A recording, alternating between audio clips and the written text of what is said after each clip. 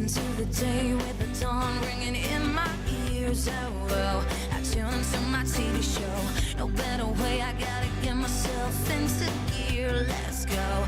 Oh, and I feel good today with my wake up in the morning espresso. I feel good today. It's my feel good breakfast show. It is your Feel Good Breakfast Show indeed. A very good morning to you. It is our favorite day of the week. That is Friday. And just like that, the week goes by in a flash. I'm Zoe Brown, hanging out with you, of course. We are here from 6 till 9 a.m. And if you are wondering what we are going to be doing, while Expresso is heading to Clifton Beach, and despite the weather, our very own Graham and Raul, they'll be exploring the life of a DHL lifesaver and emphasize the importance of water safety. Then, of course, I think a lot of ladies are hoping Raul will take his shirt off, and I think he will, because he will also be putting the lifeguards to the test in an epic beach workout. I think we need to put some money on that. Is his shirt going to be on for that workout, despite it being freezing cold in the mother city? And then finally, we wrap up with the ultimate Friday dance with Exo Empire. That's all taking place at Clifton Beach today. But of course, we are in studio. We have Arno Carstens joining us. And of course, I need to say hello to my partner in crime. And we are matching today. We look like matric dance partners, Wasty. Yes, indeed. I think it's the grey thing. It may be a grey day here and there in parts of the country, but it's going to be nice and bright on your screens on Expresso here on S3. And I can tell you it's a packed show today. But I do want to ask you just a question, if you don't mind, because we're taking it back to the beach. And I mean, we're all waiting for Raul to flash his top, whatever. But I will want to ask you this thing. You know, no matter what beach it is, South Africa is home to some of the most pristine and beautiful beaches. So the question is, what's your favorite beach? And I'd like to ask you why as well. If you don't mind going to the Expresso Facebook page and telling me exactly which type of beach that is, where it is, why you like it. Maybe it's something about the personalities, maybe it's something about the water temperature, maybe it's the sand, friends, memories. Share that with me right here on Express. I'd love to actually say your name a little later and read out your comment. As we get into news around the world, here is the partner in crime once again, Zozo. Thanks, Wasty. I'll start with national headlines. The destructive mountain fire on Table Mountain in April was probably caused by arsonists lobbing something out of a car. This was made public yesterday by SA National Parks. Camera footage shows a car moving slowly where smoke was first detected on April 18th. SANParks is offering 10,000 Rand for information that could lead to arrests. Meanwhile, untiring efforts of 195 firefighters have ensured that 2 plantation fires in the Tsitsikamma region in the Eastern Cape are finally under control. More than 2,400 hectares of commercial plantation and natural veld were destroyed. And staying with local news, health authorities in the Western Cape say the third wave of the coronavirus has officially hit the province. Active cases presently number 13,000 and more than 1,000 new daily recorded cases. Provincial Health Chief Dr. Keith Kluter says more hospital beds will be made available and quarantine sites reopened. Meanwhile, the aid organization Gift of the Givers yesterday delivered 10 vehicles sponsored by the Motors Group to the Pinelands Vaccination Centre in Cape Town to transport some 12,000 teachers from 400 schools for vaccination. And now moving to news abroad, a massacre in northeast Burkina Faso, in which more than 130 people were killed this month, was carried out mostly by children between the ages of 12 and 14, the United Nations and the government of the country has said. The village of Solhan was raided on the evening of June 4th. Residents were fired upon and homes set alight. It was the worst attack in years and in an area plagued by a militant group linked to Al-Qaeda. The government and the UN said the majority of the attackers were children. And then the World Health Organization, the WHO, says vaccination should not be a prerequisite for international travel. It says the vaccination travel conditions could harm African countries that are unable to obtain vaccines at the same pace as rich countries. The WHO said matters must be handled in a non-discriminatory manner. A hasty survey by the WHO, to which 45 African countries responded, found that international travelers have free access to 27 country airports and seaports. Only Mauritius requires proof of vaccinations from international visitors. And next, news of a 1,500-kilometer swim by ultra swimmer Sarah Ferguson. Now, while on matters water and ocean today with Graham and Raoul coming to us from Clifton Beach this morning, there are some news that will undoubtedly impress all of those lifesavers out there. Ultra swimmer Sarah Ferguson is taking on her toughest challenge yet, a 1,500-kilometer swim along the coast from Durban to Cape Town.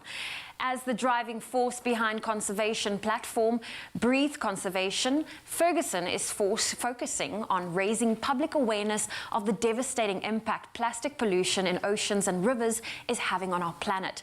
It's now regarded as a major threat to marine life and marine ecology, with almost 90% of big fish population having been depleted and 50% of coral reefs destroyed. Ferguson plans to swim the distance in stages. Her Guinness World Record non-stop swim from around Chile's Easter Island, which she achieved in 2019, making history as the first person to do so, was a major challenge. But she sees the attempt as an even bigger challenge. Ferguson added, tongue-in-cheek, and I quote, "I grew up in Cape Town, but I live in Durban, so it will be a home-from-home swim." Well, on that note, that's where I leave your morning headlines for now. Let's take a first look at your sport with Carl.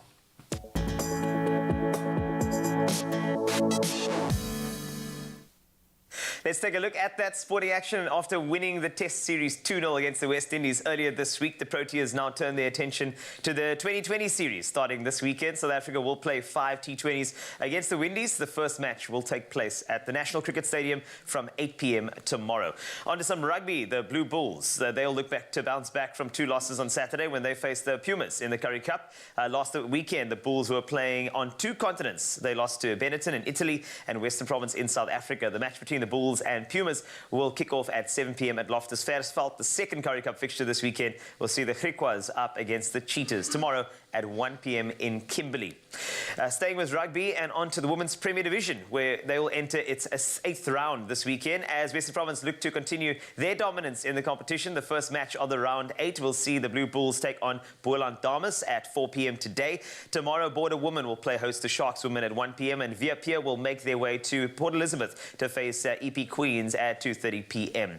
On to football, UEFA Euro 2020 enters its round of 16 this weekend, starting with a clash between Wales and Denmark tomorrow at 6 p.m. Thereafter, Italy, who top Group A, will face Austria at 9 p.m. and all eyes will be on the Puskás Arena in Budapest when the Netherlands take on Czech Republic. And then the Euro 2020 clash of the weekend. We'll see Belgium up against Portugal, go head-to-head, of course, and that'll be at the Sevilla Stadium, and that'll be on Sunday evening. So lots of action to look forward to. In fact, Kutleson Nkosi will be joining us, the coach, a little later for a detailed analysis ahead of the weekend's action. For now, let's take a look at your weather with Zoe.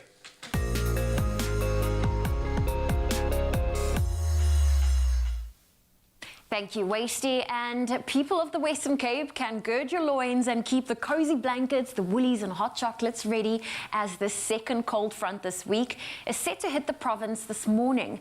Snow Report SA predicts low-lying snow from Sunday night into Monday and Tuesday in the west, in the Cape Winelands, the Hex River Valley and over even Somerset West.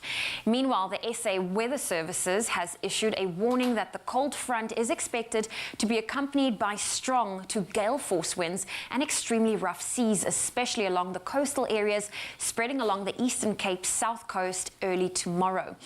The service issued a yellow level 2 warning for wind, which could lead to possible infrastructure damage over the central Karoo, Cape Town, the Overberg, the eastern parts of the Cape Winelands, and southern parts of Namakwa in the Northern Cape. Next week is also expected to be wet and cold. And then part of our weather segments we always have started to include international places of interest. So in keeping with our theme of water safety with the DHL Lifesavers this morning, we thought we would highlight some of the most dangerous beaches and coastal regions. So for your first update this morning, we journeyed to an area in Namibia known as Skeleton Coast.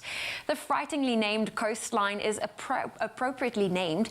Not only does the lethal Benguela current regularly cause shipwrecks, tropics, but the surrounding waters are home to 11 species of shark. Oh, and predators include lions and hyenas can also be found patrolling the beach. It's little wonder that Portuguese navigators used to have another name for their coastline. It was known as the Gates of Hell, while the Bushmen of the Namibian interior called the region the land God made in anger. On the coast, the upwelling of the cold Benguela current gives rise to dense ocean fogs for much of the year. There's a constant heavy surf on the beaches, and in days before engine-powered ships and boats, it was possible to get ashore, and that was through the surf, but impossible to launch from the shore. Now, the only way out was by going through a marsh hundreds of kilometers long, only accessible via a hot and arid desert. The Skeleton Coast area will experience sunny conditions today, reaching a maximum of 23 degrees Celsius. Excuse me.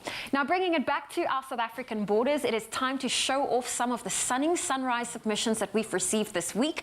So we're going to kick it off with a gorgeous tropical island feel, showing the palm trees in the foreground as the sky lightens behind it. This was shared by Bronwyn Pitt from Durban, and then Heidi Douglas from Gqeberha, formerly known as Port Elizabeth, for any of our viewers that are unaware of the name change, shared this beautiful view with us overlooking the region and the ocean in the distance. Now, if you would like to share your photo in one of our weather segments, it is really easy. Simply head on over to the Expresso Facebook page to share your sunrise view and location with us. Let's get into those temperatures. If you're in Polokwane, a sunny day ahead with a low of 8, a high of 23. Mbombela, 13, reaching a high of 30. Pretoria, 9, 22. Johannesburg, 8 with a high of 20. Mahikeng, 4, 24. Klerksdorp, 4, 23. Kimberley, 5 with a high of 24. If you're in Bloemfontein, 3 is your low, 23 your high. Richards Bay, 14, reaching a high of 24. Pietermaritzburg, 8, 24. Durban, 16, reaching a high of 22. Partly cloudy in Mthatha, 5 is your low, 23 your high. East London, 14, reaching a high of 23. Cradock, 2, 23. Gqeberha, 11, with a high of 22. George, 12, 22. Cape Town, 13, with a high of 17 for today. Rainy conditions in Worcester with a high of 19. Sutherland, a cold -3 with a high of 12 for today. And Uppington, expect a low of 4 and a high of 24 degrees Celsius. I'll have another update for you at 7 o'clock. With all those cold temperatures, it looks like you're going to need a soup recipe, and we have one of those for you. Plus, we take it back to the beach as Graham and Ryle join us from Clifton a little later. Plus, this man will be entertaining you. Take a look at that face. He is there with you. Arno Carstens is in the building. So I think you should just get yourself a nice spot wherever you are and don't go anywhere. You're on your Feel Good Breakfast Show, Expresso, here at S3.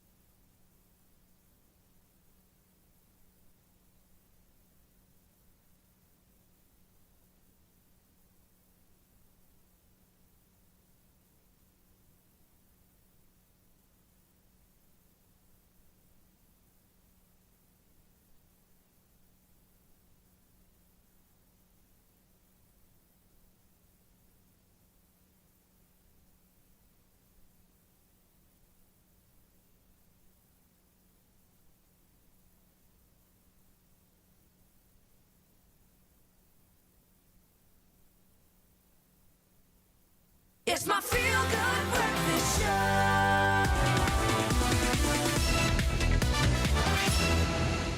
Welcome back to Feel Good Breakfast Show. This is Expresso and S3, and we are very, very privileged to have somebody in studio that will entertain you a little bit later. And last year, with the help of South Africa's finest talent, Game hosted the first ever Beat the Winter Blues virtual music festival, an online platform aimed to inspire and support South African musicians during the challenging lockdown. Now, continuing their support for the local music industry, the retail giant will hold live-streamed and in-store performances with local talent, including none other than award-winning musician Arno Carstens, who continues to marvel us with his many, many talents. Please give Arno a massive Expresso on S3 welcome. It's Arno! Yes, that's it. Good I love morning. the trumpet. Where did that come from? That was great. Sure, you brought your higher crowd. Man, that's how it normally sounds for me when I go to the gym. All the gym instructors are like, what are you doing here? Yeah, exactly. Long You don't time. need to be here. It happens. I'm like, no. It happens to me all the time, man. Gee whiz, it's crazy, but it's so good to have you on the couch. Thank you for having me, yeah. So, over the past, 25 years, you've been entertaining us with all sorts of different things. You're such a creative. Whenever I see you, you're always doing something different, which I really appreciate that about you. But aside from music, of course, you've got this Beat the Winter Blues concept. Why was this so important for you to join up and make it happen? Look, we in winter, we all know our situation as South Africans. We know the whole immense poverty and stuff. So it's an absolute no-brainer, and I'm just so I'm privileged to be part of this whole movement. And thank you very much to Game for, for taking care of all the South African artists, and just doing a fantastic job. You know, you are a fan of your live audience, I know, because when I've seen you perform, I mean, that's the energy that you get from everybody. It's a nervous energy. It is a nervous energy, but also I've seen you have this perfection that you love about your performances, and that's awesome, because you really care about what you do. But the virtual space as well, I mean, has that been something that you've been tapping into during lockdown? Yes, we did, as like all the artists, but that is a kind of a weird one. Right. Because you're like, hey! Yeah, and It's you. then it's a laptop. It's just like, okay. And so it was interesting getting your head around it, but it's been fantastic, man. I think me with a lot of artists, we've learned such a lot. Yeah. We had to like reinvent the wheel. Indeed. So the thing is, when we were outside of this lockdown, we had experiences. We could go travel countries and we'd see something that'll inspire a song. How do you get inspired when you have no exposure to the outside world? TV. Oh, really? Netflix? TV's been my main source of... for many, many years. Okay. From the 18 to Falcon Crest and Dallas. I've been around. You have, really? I've got a lot of songs. Well, that's the thing. And I mean, the thing is, TV has been, and I think the arts actually has been the ultimate entertainer in lockdown. I think now more than ever, this is why I love the Beat the Winter Blues campaign, because it kind of showcases the people that really need to be celebrated. And those are the people who have entertained us during lockdown. We've consumed music differently. We've consumed music with more intent than ever before. It's no longer driving in our cars cruising. We've been at home with our families, listening to Arno Carstens. Yes, I think there's a subconscious movement happening in the arts, in the metaverse. Ooh. Yeah, I know. You're right. I've done a lot of reading about it, and there's just such a lot of stuff happening out there, Bitcoin and all that stuff, but also for the art world, NFTs and things. So there's a bit of a revolution coming. It is. I mean, you can tell, and I think everything, that virtuality of the world has really, changed us. As long as we keep the sort of the humble and those values. Humans humble? I know. But that's what I'm saying. Not going to happen. It's important for us that, like, for me, I do believe that the humility that we show as well, it's so important. Some of us have to keep it alive. Yeah, I mean, this thing that you guys are going to talk later today about fighting the plastic. Yes. I mean, I believe that our government is not really part of it. It's not part of the Greenpeace thing. I think the only country in the world almost whose government is not part of it. So, absolutely disgusting. Government. We have to look after let's talk about it and let's clean up this whole planet, man. So with regard to inspiration like that, latest music projects, I'd love to hear about what you've been cooking up. Well, I finished my solo album. We're going to do a lot of three new songs from the new album. Yeah. Today, but because the Springbok Noodle album is coming out now, nice. I'm pushing out my album for another 2 months. Okay, but I mean, I'm looking forward to it. I know there's some tracks here that we're going to see, and you're going to be performing it over here.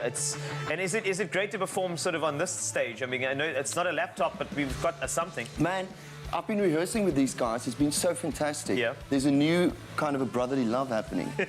There is. Because we don't get to play that much. So now it's like we really talk to each other. We have so many cameramen that are ready to applaud you guys. We try to bring in a big crowd. Yes. So we're going to do it, yeah. That's it. Everybody, just Two cameramen, hands. just make some noise there. And yeah, that's it. Woo! Now, you see, did you hear that? That's what it sounds like at a virtual gig. Wow. And that's all me shouting. All right.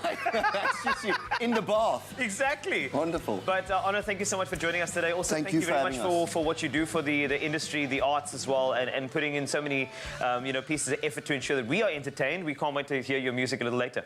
Thank you very much. Thank you. Love it. Arno Carstens on your Feel Good Breakfast Show here at Expresso, here at S3. And make sure you catch his live performance tomorrow, Saturday, 26 June at 5 p.m. via live stream on the Game Facebook page. It is going to be epic. Arno will be performing live on Game's Facebook page in support of their nationwide blanket drive. We'll update the photo and warm your soul and help Mzansi beat the winter blues by donating any new blankets in the collection boxes placed in selected stores across the country. The collection bins will be available until end of June and will be donated to vulnerable children and families in need this cold winter season. Game cares, and that's why we all do too.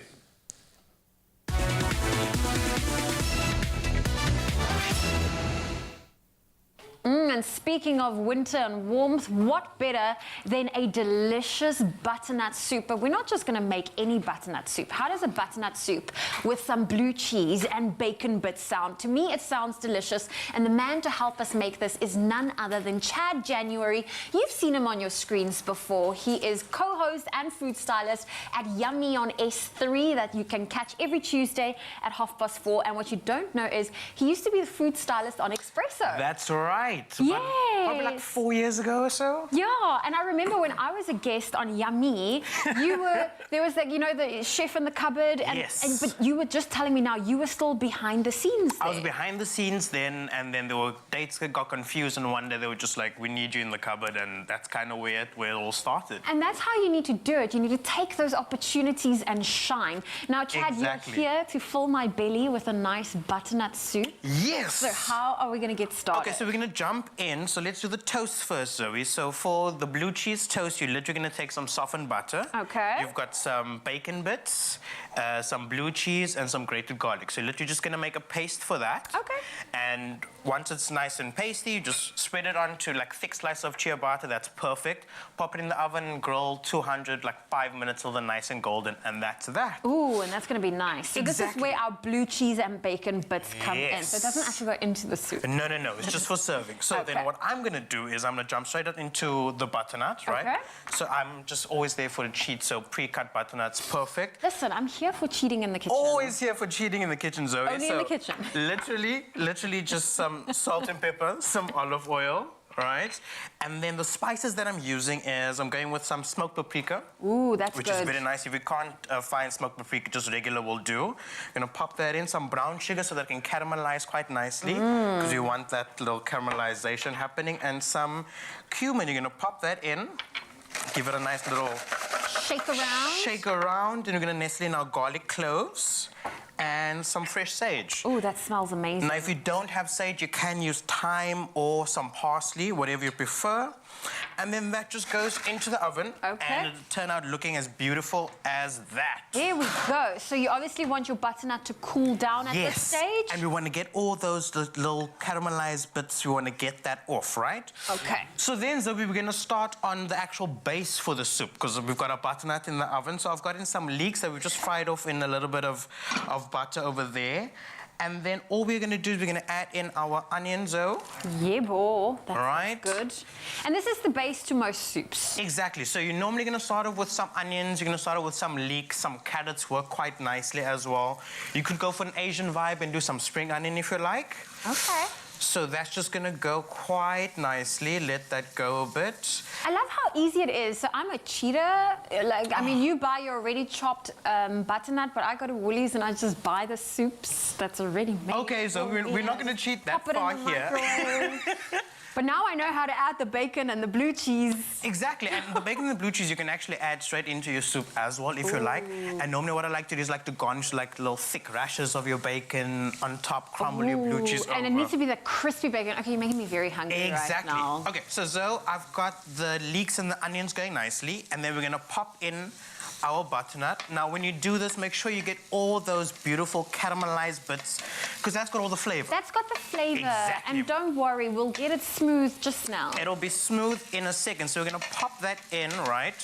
So luckily, because the butternut's already cooked, this doesn't have to go for very long. Okay. Right? You also that's don't gonna want to go in. overcook it. Exactly. And also, we don't want to stand at the stove for too long. Yeah. So we're gonna go in with our stock. I'm just using regular vegetable stock, and then that you will allow to simmer for at least about 10 minutes or so, right? Okay. Add our stock in, and then once that's going nicely, we're gonna go in with our coconut cream. Ooh. So you can use just regular cream if you want. I like the coconut cream, especially if you're following a non-dairy diet. It's perfect for that, right? Yes. Now, be honest with Yes, me. yes. How are the cooking skills of those kids on the show? Because Okay. I'm always so impressed. I must tell you that these kids are phenomenal. Like, it is, just because I do it for a living, it comes so naturally for me. So Yeah. to see it in someone so young and of such a young age, it's just, yeah, it's amazing to see. And let me tell you something, they know way more than you expect them to, okay? And I mean, what ages are the kids on Yummy? So they are from about 7 to about 14, and there Okay. are 2 teams of 2, so we always pair them up quite nicely. But I swear to you, I once had a 7-year-old on the show, and she was literally about yay high. Okay, we had to put a little plank at the bottom so she could actually reach the stove, but she was up there flambeing prawns. What? At that age. At the age of 7, At that is that age. insane. Okay. Well, listen, that soup looks amazing. Now, how do we get it smooth? So exactly, all we're gonna do, let that go for a bit, we'll blend it up, and then, Zoe, Oh, it this is our looks breakfast. as amazing as this. Blend it up, serve it with your amazing toasts. Drizzle a little bit of burnt butter over there, sprinkle of chili flakes and sage, and there you have it. There we Done. have it. Well, we do have this recipe available for you. Chad, thank you so much for showing us how to make a delicious butternut with blue cheese and bacon bits. That recipe is available on our website, expressoshow.com. While we hunt for some cutlery, I want to say this is breakfast for us, right? Yes, indeed. Chad's not going anywhere, so stick around to your Feel Good Breakfast show. Oh, you can make my day. A healthier you starts with you and your plate. Join us on a nourishing journey by entering to be on SABC2's new show, Color Your Plate with Koo. To be part of the show, buy any 3 Koo products and send Koo5 a day to 072 741 5357 on WhatsApp. Follow the steps to load a picture of your colorful meal served and stand to win prizes valued at 500,000 rands with Koo. Koo, uzotwala.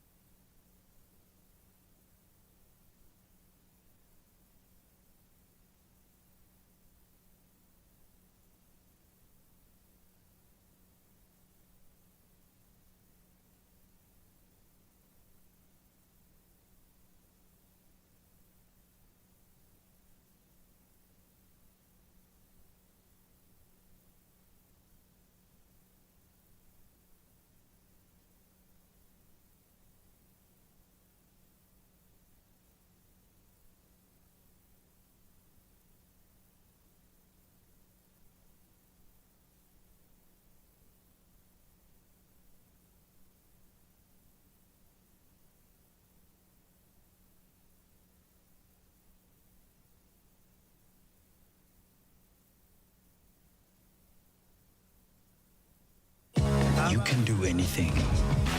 All you need is determination. And a fresh pair of these, Nallis. But what's the point of looking like Njeke if your dreams go up in flames?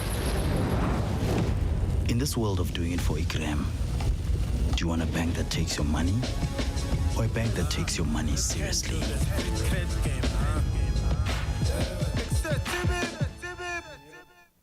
It's my feel-good breakfast show. Welcome back to Feel Good Breakfast Show, Expresso and S3, and you know that it's going to be a massive weekend for sporting action. The Windies and Proteas, they gear up for the first of 5 T20 international matches this weekend. Defending champions, the Bulls, look for their first win in a brand new Currie Cup campaign. The Women's Premier Division enters round 8 and the last 16 play for spots in the Euro 2020 quarterfinals. Video creator and rugby coach Kutlesut Kosi joins us via video call for a weekend sports review. Coach, how are you doing this morning, my friend? Yeah, doing well this morning. Great to be back on the show, and I missed you guys. So yeah, great to be back on. How are you doing? Yeah, I missed you too. You know what I like about your voice this morning? There's a husk to it. It's like you're ready to tell me about action coming up this weekend. It's very, very good. But a Friday morning voice. Yeah, I got it. It's good. I like it. So let's start off, right, my friend, with some cricket action. And of course, successful in the Test series, the Proteas. We looked so good. We looked so powerful. But of course, we're up against the Windies in a T20 international series. And I mean, this is a different ball game, clearly, because the Windies know how to smash it out the park. But we still do have some talismanic players like Keshav Maharaj, who is a destructive force of nature. But just looking at how poised that one is, we got the first one coming up very, very soon. What are your thoughts as the Proteas take on the Windies in the first of 5 T20s? Yeah, like you said, it's a different ball game. We go from a red ball to a white ball.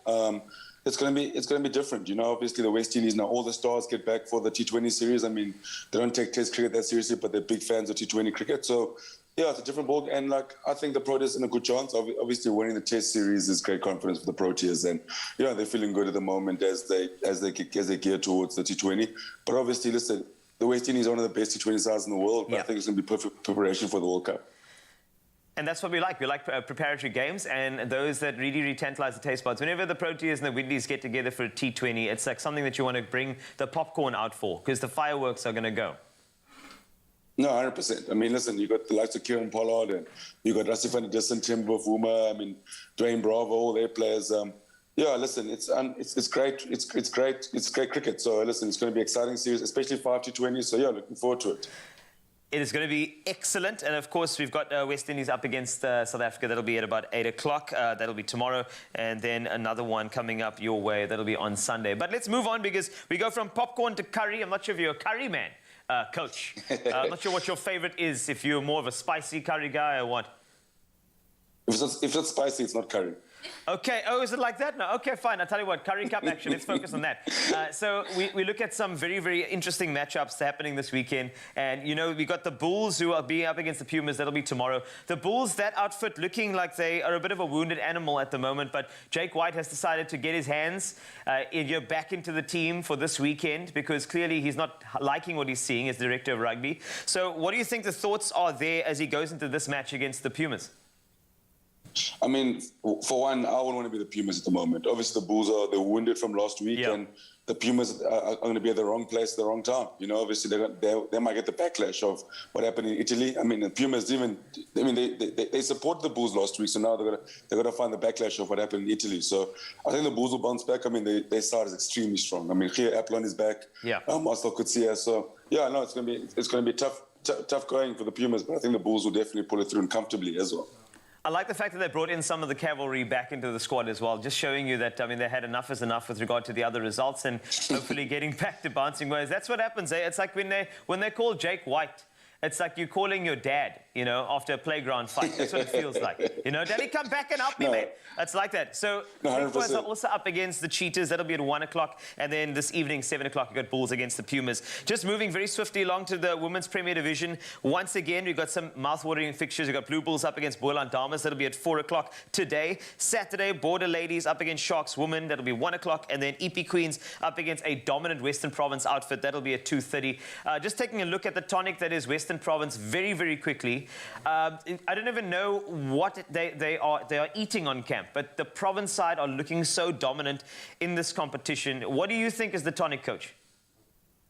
The fact that they watched the men's side and say, "Listen, surely we can be better than the men's side." So that's the tonic. Obviously they're trying to. If the men's side loses, they go out and win. So obviously, if I was there in Cape Town and I was support Western Province, I would put all my stocks in the women's side and abandon the men's side and abandon the men's side. So yeah.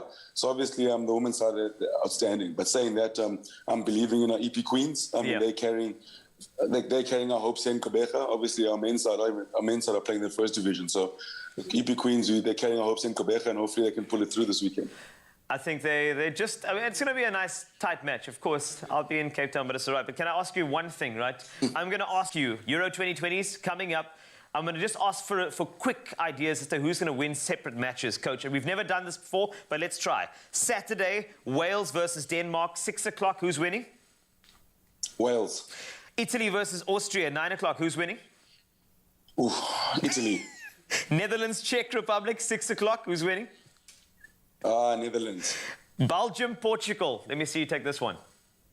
Oh, man. Ronaldo's in my fantasy league side, so I'm going to have to say Portugal. Of course we will. Coach, thank you so much for the action this weekend, man. I hope you have a phenomenal one, and we'll catch you very, very soon for a detailed analysis of the action. Cheers, bud. See you on Monday. Cheers, Thanks a lot, Kutle Sonkosi, for joining us via video call. Kutle will be back on Monday for a weekend sports review as we take it back to the beach with Zoe.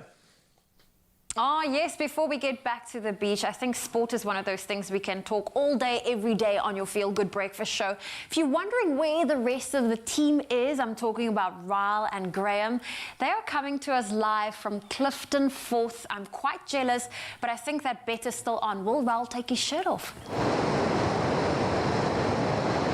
Thank you so much, Zoe. Welcome to the Elements. We are out at Clifton Fourth Beach, absolutely loving it. Getting just a little taste of what our lifeguards go through every single morning. You've got to brave the elements, and that's why we're out here exploring what we already know is a very exciting partnership. We're going to delve a little bit deeper today. So we've been bombarded with some pretty crazy statistics over the last couple of weeks, and I've picked up that we suffer in this country up to 2,000 fatal drownings every year, but that number would be exponentially higher if it were not for the thousands of saves that happen because of our lifeguards. And we're here this morning to talk about a very exciting new partnership. And we are chatting to Lifesaving South Africa President Daya Surat, Director of Lifesaving Melvin Shaw, and Managing Director of DHL Express South Africa, Jed Mikoletos. Guys, good morning. Thanks for braving the elements. But Daya, this is just another day out. This is what the lifeguards have to do every day. Absolutely, yes. They have to face the elements. The ocean and nature is very dynamic environment, and that's what they have to do. Life savings is the lifesavers support a humanitarian cause. They're out there to save lives.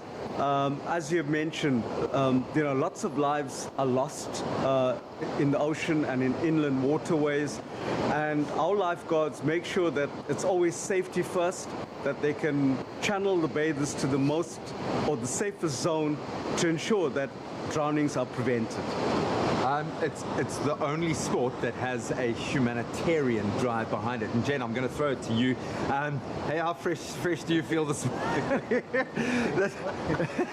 This is a good opportunity for us to see how the other half live. And we've obviously seen that play out in a beautiful sense with the Stormers meeting the lifeguards here at Clifton Fourth, putting each other through their paces in terms of their skill set. But what came to the fore very quickly was there is a common core, something that got us passionate about this new partnership. Why is DHL so passionate about sport? We've seen it play out on every level of development when it comes to the Stormers. We've seen it happen in lifesaving in New Zealand, in Australia, now here in South Africa. Why sport? Why this passion? Morning, Graham. Thanks. Yes, and a big respect to the lifesavers, being out here on this crisp morning. But yeah, it's really a great question. I guess the simple answer really is that sport it has a way of connecting people. It really, and we've seen it many times in South Africa, how it unites us as a nation. And at DHL, we really leverage sport and our sports brands globally to emotionally connect with our audiences, be it Formula One, be it Manchester United, or the Rugby World Cup even. I mean, you mentioned the DHL Stormers here in South Africa, and the fact that we've been a title sponsor for the last 10 years and just recently extended that for another 4 years. And we're looking to take that success and emulate it now with Lifesaving South Africa. and I'm really, really excited to officially welcome Life Saving South Africa to the DHL family today. Welcome to the family. Hey, it feels good. And I've been lucky enough to have a front row seat to see so much of what's gone on with the DHL Stormers. So I see firsthand what's going to happen now in the context of life-saving. But let's get down to, Melvin, the core of why these guys do and girls do what they do. What is the role of a lifeguard, and how many lifeguards and lifeguard clubs do we have in South Africa? Graham, to answer you that question, good morning to you and to all your viewers. We have about 90 clubs within our provinces, and the main core of life-saving is that we are a voluntary organization, and it takes clubs that train the members. You must remember, a lifeguard is an ambassador on and off the beach. They look after the community, they patrol. But to take a lifeguard through a process to be trained and to make sure that he understands what needs to be done, how it must be done, his responsibilities, his actions. Once he's qualified, we then put him on the beach where he look at the people, he makes sure our crowd is safe. We make sure the bathing area is safe and where they bathe. That's why it's very important when a lifeguard comes, he needs to understand, if you don't have a passion for it, It's a culture, yeah. it's a culture and your love. That's why the word voluntary is very important, because we offer our time to look after the community. We've done so far 130 rescues, hours, 200,000 man hours. It cost the council or the South Africa about almost 25 million rand. But we do, as a voluntary organization, we look after them for free. We spend our time. We are dedicated, we're proactive, we are motivated, and we love what we are doing. Yeah, and it's a brotherhood, it's a sisterhood. I've seen that, and obviously I've kind of viewed that very much through Ryle and his connection to the clubs. There is also a beautiful competitive element involved to it as well, and we've seen that play out on the highest level, and we've got champions certainly in that sense. And maybe, Joe, this is where there's a bit of similarity in the essence, the spirit of the organizations. This partnership extends beyond just your beautiful brand being there and you offering your guidance in terms of what you can do within sport, but you have an infrastructure to offer, and you're involved with the delivery of the duty kit, the equipment to all of the clubs. Talk us through that side of this partnership. Yeah, thanks. I really love what Melvin's saying, around that passion and the pride, and we're really excited to be delivering new duty uniforms to the lifesavers, over 4,000 of them, as Melvin mentioned, around 90 stations, and it's to instill that pride. We want them to be visible. It's great that our colors are the same. So it's meant to be, right? So yeah, we want them to be visible. We want them, if you see them, they're going to be seeing you and it's really similar values around pride, around passion and speed. As an organization, the DHL Express is around speed and making sure, and it's the same with life saving. Every second counts. Every second counts indeed. I wish I had more seconds and minutes with you guys, but congratulations on an amazing new partnership. I look forward to. I love the fact that I live between where the DHL Stormers play and where the DHL Lifeguards play as well. I feel very, very safe, but also quite fortunate to be seeing the start of something really, really awesome. We're going to stick around here on Clifton 4th Beach. More of this amazing partnership and a little bit of fun to be had on the beach. Of course, Ryle is probably going to be getting into a speedo to do a fitness segment as well, so stick around. I don't know why you're so excited. That might actually not happen. Did you hear the wind there? The wind is -5. I can actually hear Wind. that. Just sitting, So I don't know if you're going to get into a speedo for that, but that is coming up a little bit later as we take it back to the beach. Also, a couple of recipes coming your way, and then Arno Carstens. So stay right there. Oh, you can make my day.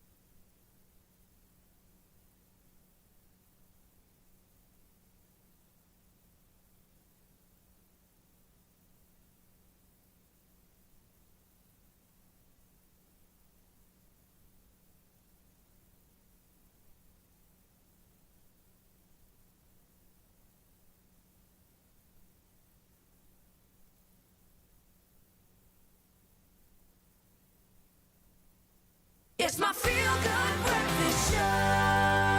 Welcome back. This is your Feel Good Breakfast Show, Expresso on S3. I hope you are having a fantastic Friday, because you know what? We all struggle with dry skin in winter.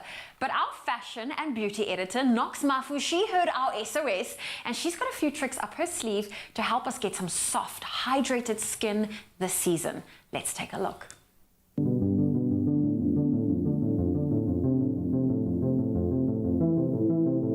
Now the winter chill is here, which means your skin could be suffering from dryness and a lack of glow. But not to worry, I've got 5 skin savers that are going to change the game for your skin this winter.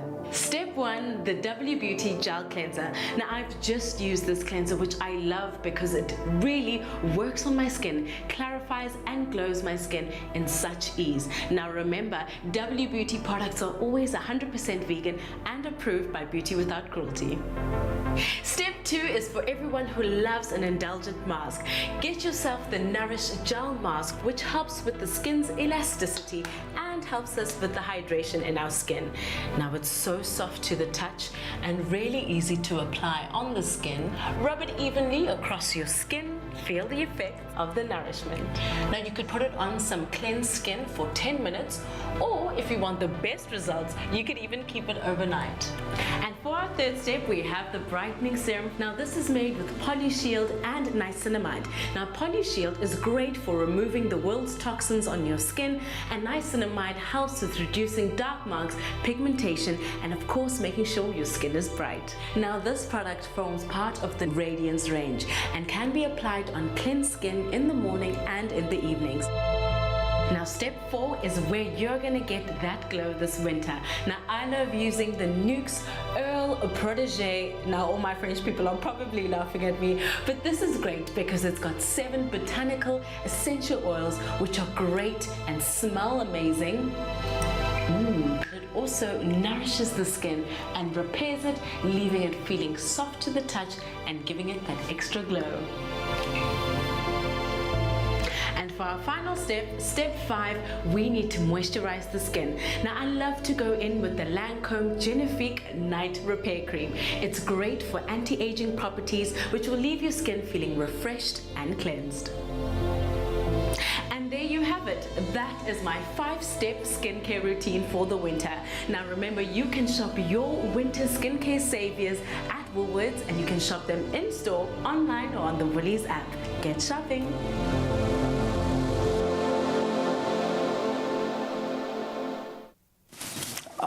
It's all about the skin, and Ingram's, they've been embracing this in a big way. Ingram's Skin Sessions are encouraging all of us to have the brave conversations that are very important, sometimes too scared to even embark on, right? That we have with others and even with ourselves, sometimes maybe tricky. But on Tuesday, we chatted to life coach Kirsty on, all of the things that have got to do with skin, as well as dermatologist Dr. Taryn Jacobs, to help us understand the inevitable skin transformations that we do experience over time, and of course how to embrace all of those. I know that of course it's been a conversation that's been going on social media as well. It's really just grown in a big way. We asked you to join in the conversation, and so many inspiring stories have come through on our Facebook, on our Instagram, on our Twitter. Dr. Taryn Jacobs is here to answer some of those questions that you have put out. Dr. Taryn Jacobs, good morning. Good morning, Tabiso. Thanks so much for having me. It's so good to see you. Of course, we have Catherine, who was one of the people who really took to the conversation and had lots of questions as far as skin is concerned. Catherine, are you on the line? Is Catherine on the line? Hello, good morning. Catherine, good morning. I know that your comment on how you embrace changes in your skin was along the lines of, the fact that you've embraced the aging process that we all do go through. And of course, you were saying that there's something beautiful about aging gracefully. You did say as well that, you don't overdo it with the products. You simply protect your skin with moisturizers and sunscreen, which I suppose is important, right? But I know that you did say, Catherine, that you love your laugh lines, you embrace those, your freckles and all these other changes. What's your question for the good doctor this morning? Yes, thanks. Hi, Dr. Jacobs. At this time of year, I tend to get rough patches of skin and areas of redness and small bumps as the weather gets colder. I wonder if there's anything I can do about this. Morning, Catherine, and thanks for that, I think, relevant question.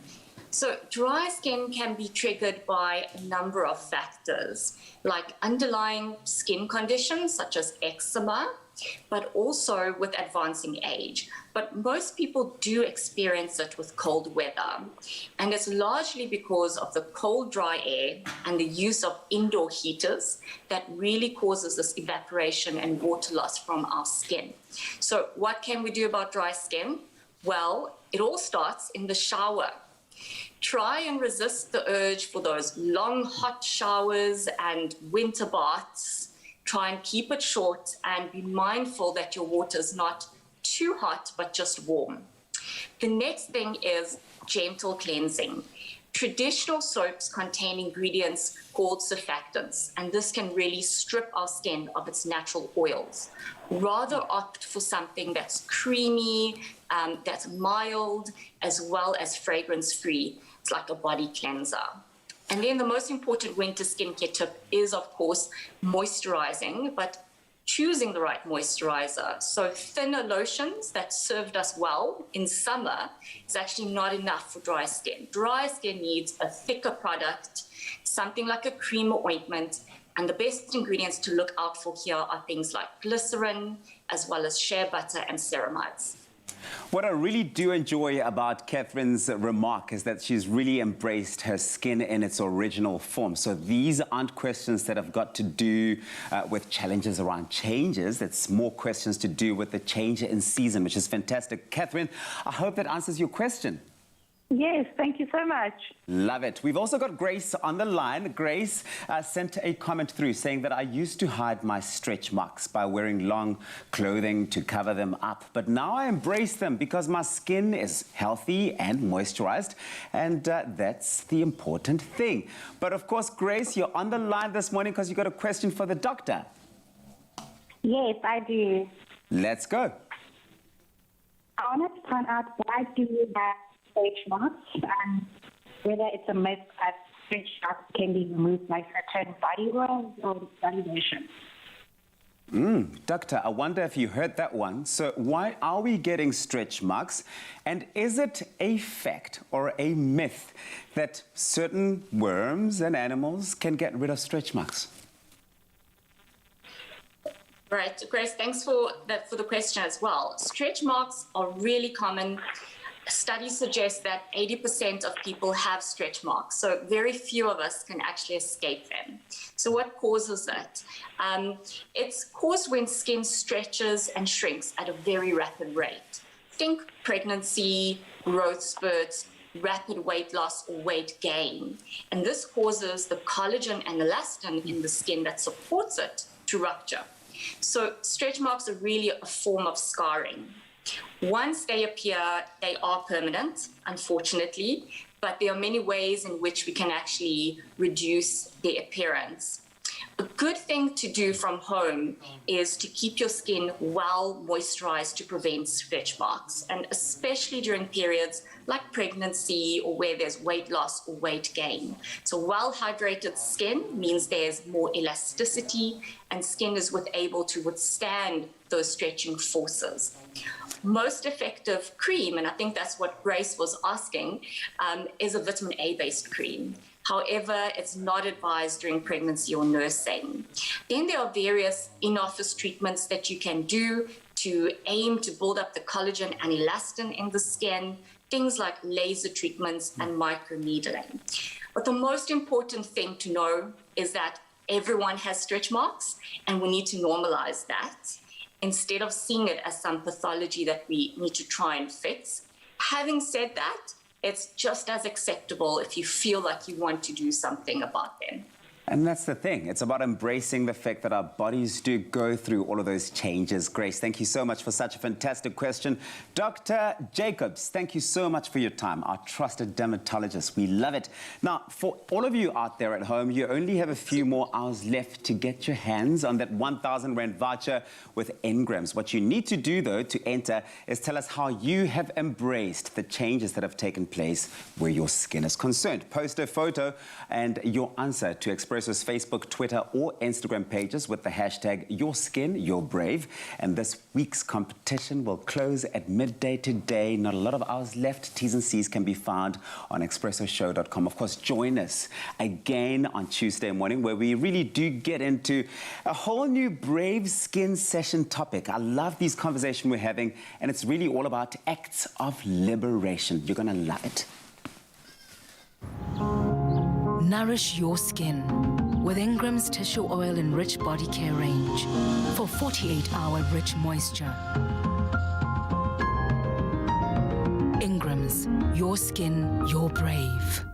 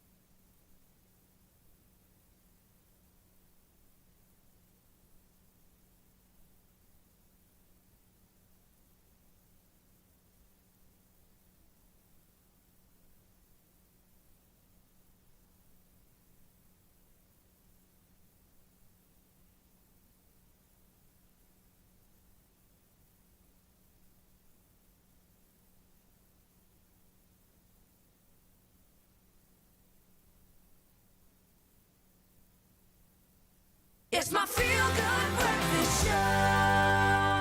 Oh yes, welcome back to it, your feel-good breakfast show. It is Expresso. We're live here on S3. It's a Friday, and we're turning up the heat factor, winter or not. We all love a good beach. That's correct. Doesn't matter. And I mean, can tell you, there's like a little peep of the sun in the sky, then you go to the beach. And I wanted to know what your favorite beach is, and you responded on the Expresso Facebook page. Thank you so much for that. So, let's go to Joan. Joan started off with, good morning, everyone. My favorite beach is right in front of me, where I live in Britannia Bay. My favorite beach in Cape Town was Saunders Rocks in Bantry Bay. Ooh, where my boyfriend, now husband, lived. Ooh, I used to take his dog down to the beach for a paddle in the rock pool while he was still at work. That's sweet. Oh, sweet story. I love that, Joan Cameron. Beautiful. And then we got one from Danielle Strubel, who says, good morning, Expresso team. My favorite beach is Beacon Island.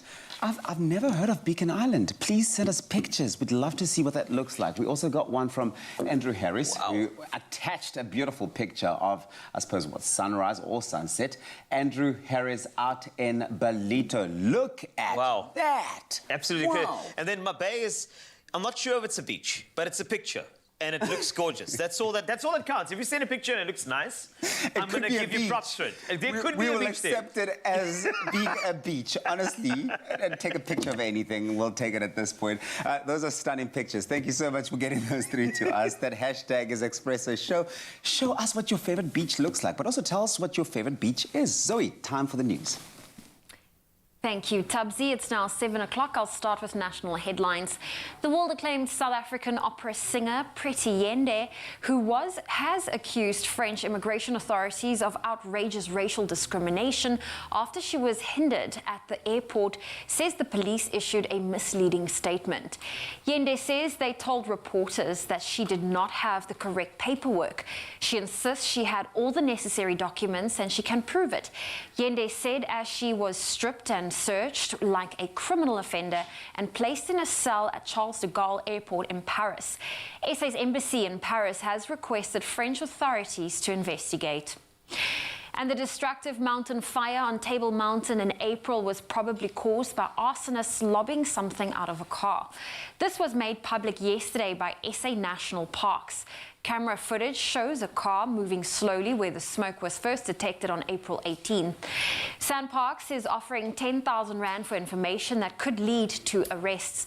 Meanwhile, untiring efforts of 195 firefighters have ensured that the 2 plantation fires in the Tsitsikamma region of the Eastern Cape are finally under control.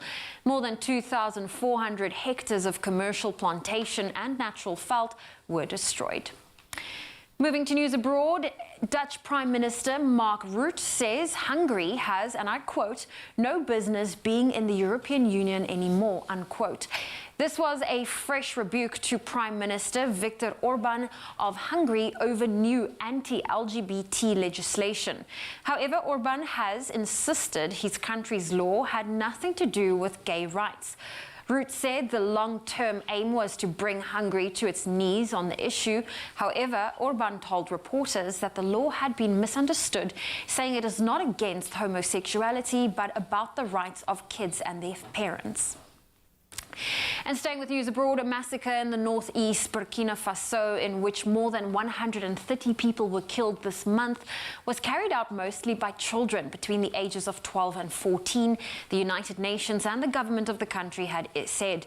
The village of Solhan was raided on the evening of June 4th. Residents were fired upon and homes set alight. It was the worst attack in years in an area plagued by militant groups linked to Al-Qaeda. The government and the UN said the majority of the attackers were children. And next, some news from the world of entertainment. The DJ Black Coffee vignette has been unveiled by the eThekwini municipality in Umlazi, Durban. This tourism initiative is a partnership between Durban Tourism and Nkosinathi Maphumulo, popularly known as by thousands as Black Coffee. It's a series of videos featuring Black Coffee visiting places across Durban, which captures what the city has to offer as a tourist destination. Black Coffee had donated time to the initiative free of charge, a contribution to his city and to his province, more especially to people from the townships. He was described as a local success story who had become a global icon. The vignette is going to be played globally on various TV channels and in various music shows where Black Coffee performs. Black Coffee's participation in this initiative would attract thousands, and in fact tourists, and encourage other international artists to Durban. Black Coffee said he was very passionate about Durban, his hometown, where he grew up in Umlazi. He says, and I quote, "I'm donating time to promote my city. I wish all the people around the world to know that the place to be is the city of Durban." Well, on that note, that's where I leave your morning headlines. The final update coming your way at 8 o'clock.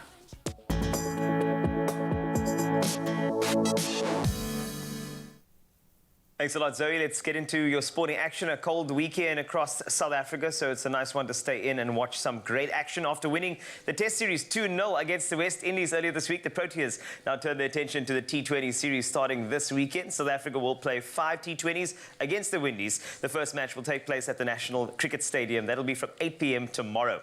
On to some rugby. The Bulls will look to bounce back from 2 losses on Saturday when they face the Pumas in the Currie Cup tonight. Last weekend, the Bulls, who are playing on 2 continents, lost to Benetton in Italy and then Western Province in South Africa. The match between the Bulls and Pumas will kick off at 7 p.m. at Loftus Versfeld. The second Currie Cup fixture this weekend will see the Griquas up against the Cheetahs tomorrow at 1 p.m. in Kimberley.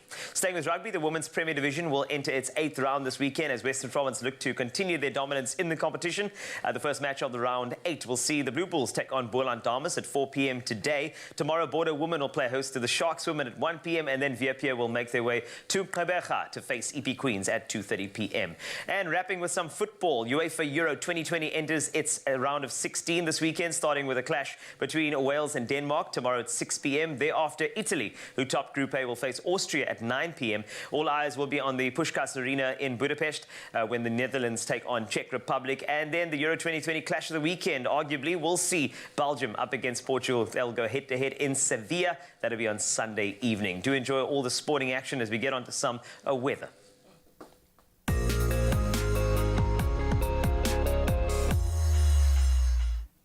Thank you very much, Carl. Wasty tasty. And now a snippet of environmental news concerning a conservation effort in Australia that was initially extremely successful, but sadly played out with huge cost.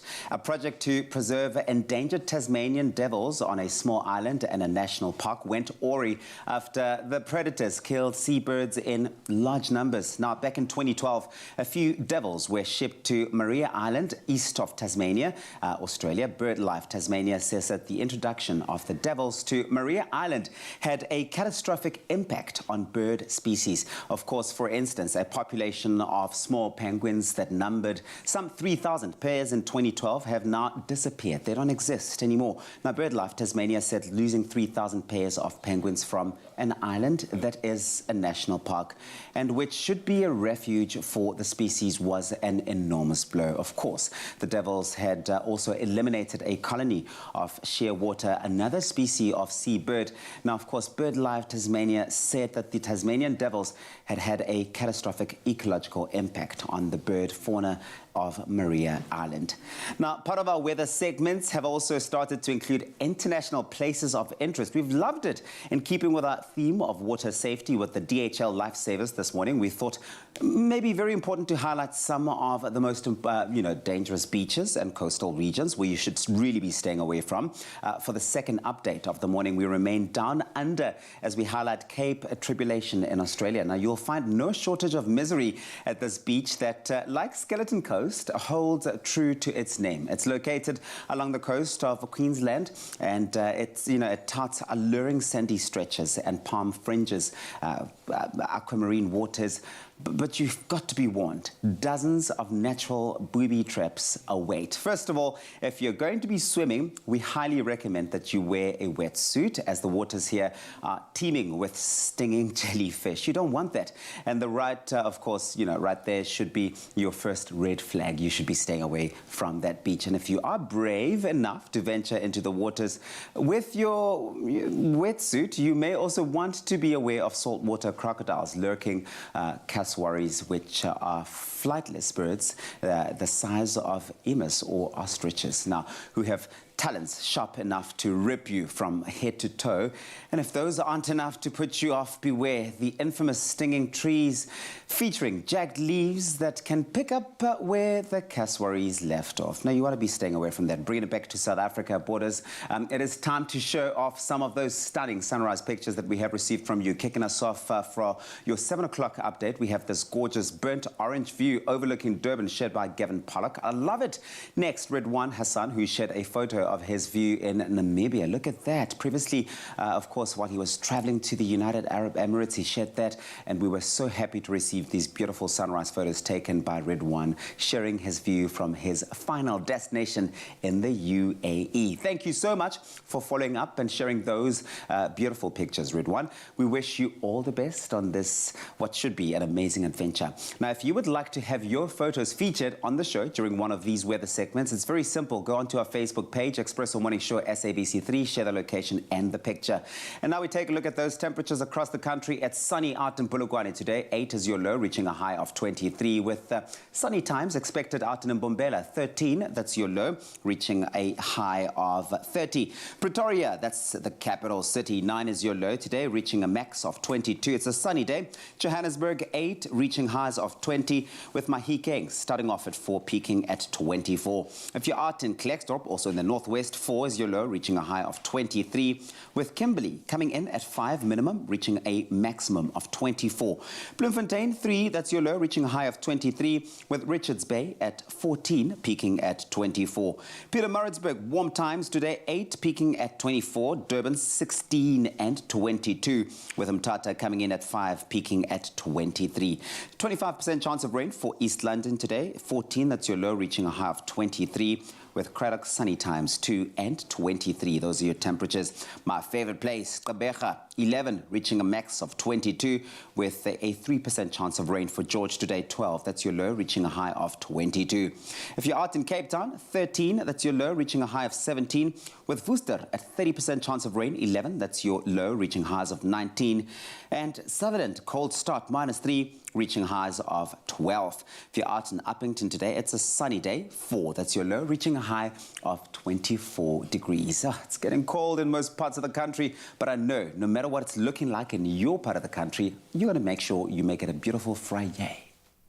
Thank you, Uncle Tubbsy. And we're about to warm things up on your Feel Good Breakfast show because we're in the presence of South African music greatness this morning as iconic rocker Arno Carstens treat us to 3 performances, 2 of which are brand new songs. He's about to take us away with the first of those new tracks called Raid. Thank you very much.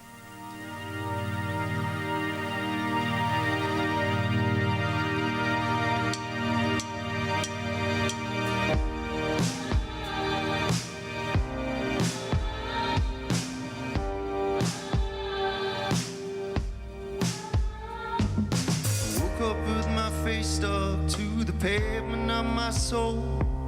I guess I lost control. Pure stupidity confined in me. I am whole. You said take a break. I was on the loose. She was on the street corner saying I could take away the blues. Too high, you know you can't fall and pay. Incriminating elements in the room on display. Too late, too late. Well, it's a raid. Too late. As it all become part of the trash we rehash.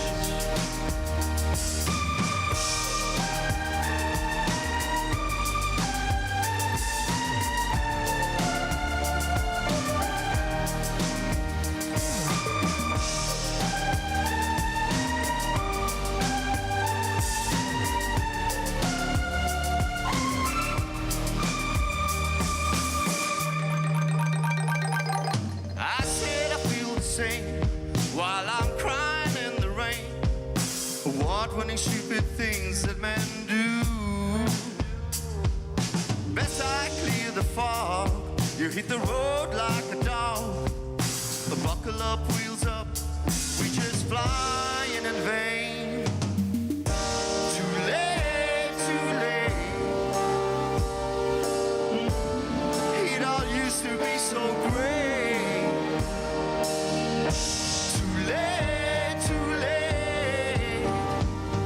Spent by your tongue and your devil's gaze. Too late, too late. Oh, we used to be so great.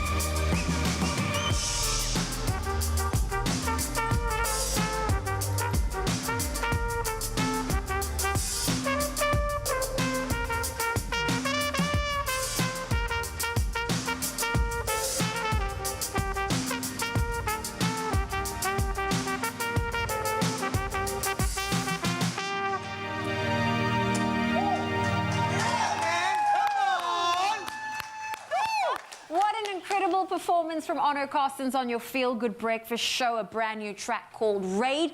And don't worry, we've got 2 more performances coming your way. Arno is here with us the entire morning, but be sure to catch his live performance tomorrow. That is Saturday, the 26th of June at 5 p.m. via live stream on the Game Facebook page. And remember, you can also beat the winter blues with Game and join their blanket drive by donating any new blankets in their collection boxes that's placed in selected stores across the country. The collection bins will be available until the end of June, and it will be donated to the vulnerable children and families in need this cold, cold winter season. So don't go anywhere. We still have a lot coming up for you on your Feel Good Breakfast show.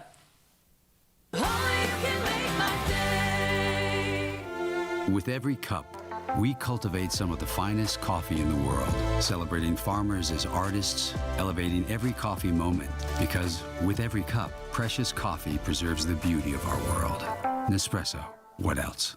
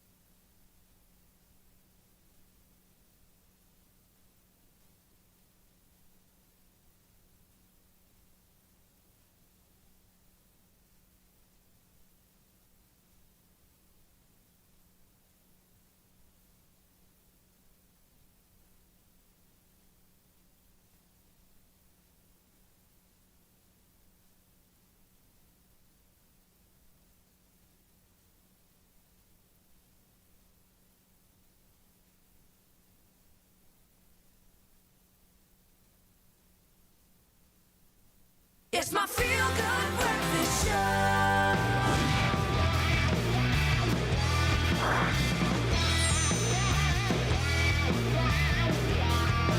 Oh, yes! When you hear that, the mood is set. Ha, ha. It's movie time on your Feel Good Breakfast show, Expresso, live here on S3. What's the Britney Pan thing there? That ha, ha, ha, ha. That is my excited sort of expression for a Friday when you tell me and the rest of South Africa what movies we all need to be on the lookout for when it comes to SABC viewing pleasure. The first one, honestly, one of my favorite films. Best of the best. What are you even talking about? That's a poster right there. Honestly. I love it. That takes me back. I wish I could hand that into job applications as my CV. Just a man riding out of a firestorm and 3 people. 1 dude's unarmed. 2 people have guns. The guy who is unarmed in that situation. I mean, we know he's going to fight everyone and he's going to beat them up. Philip Rees since number 1, because this is number 4, Best of the Best. Yes, it's my favorite one. Yes. No doubt. I'm pretty sure. Yeah. It wasn't Eric Roberts' favorite. He started out in Best of the Best 1, and then that act after number 2 was like, why would you do this? So he doesn't appear in this one because, I mean, look, sometimes it's a Friday, and you deserve to watch some of the dumbest nonsense you can. Like, you know it's the weekend. I don't even... Sorry, a guy just chucked a bomb into a moving airplane. I just think, for me, that is exactly it. It's just on a Friday, I agree. You really just I don't want know to what kick you're back saying, and but I not agree. care. Yes, the weekend has only started if people are trapping each other on TV. Like, I want to see kicking, in fact. Like, people need to trap each other. That's and print money if they can. Yes. Who knows why any of this is happening in the storyline? So the first one was about like a Rocky type situation. Yeah.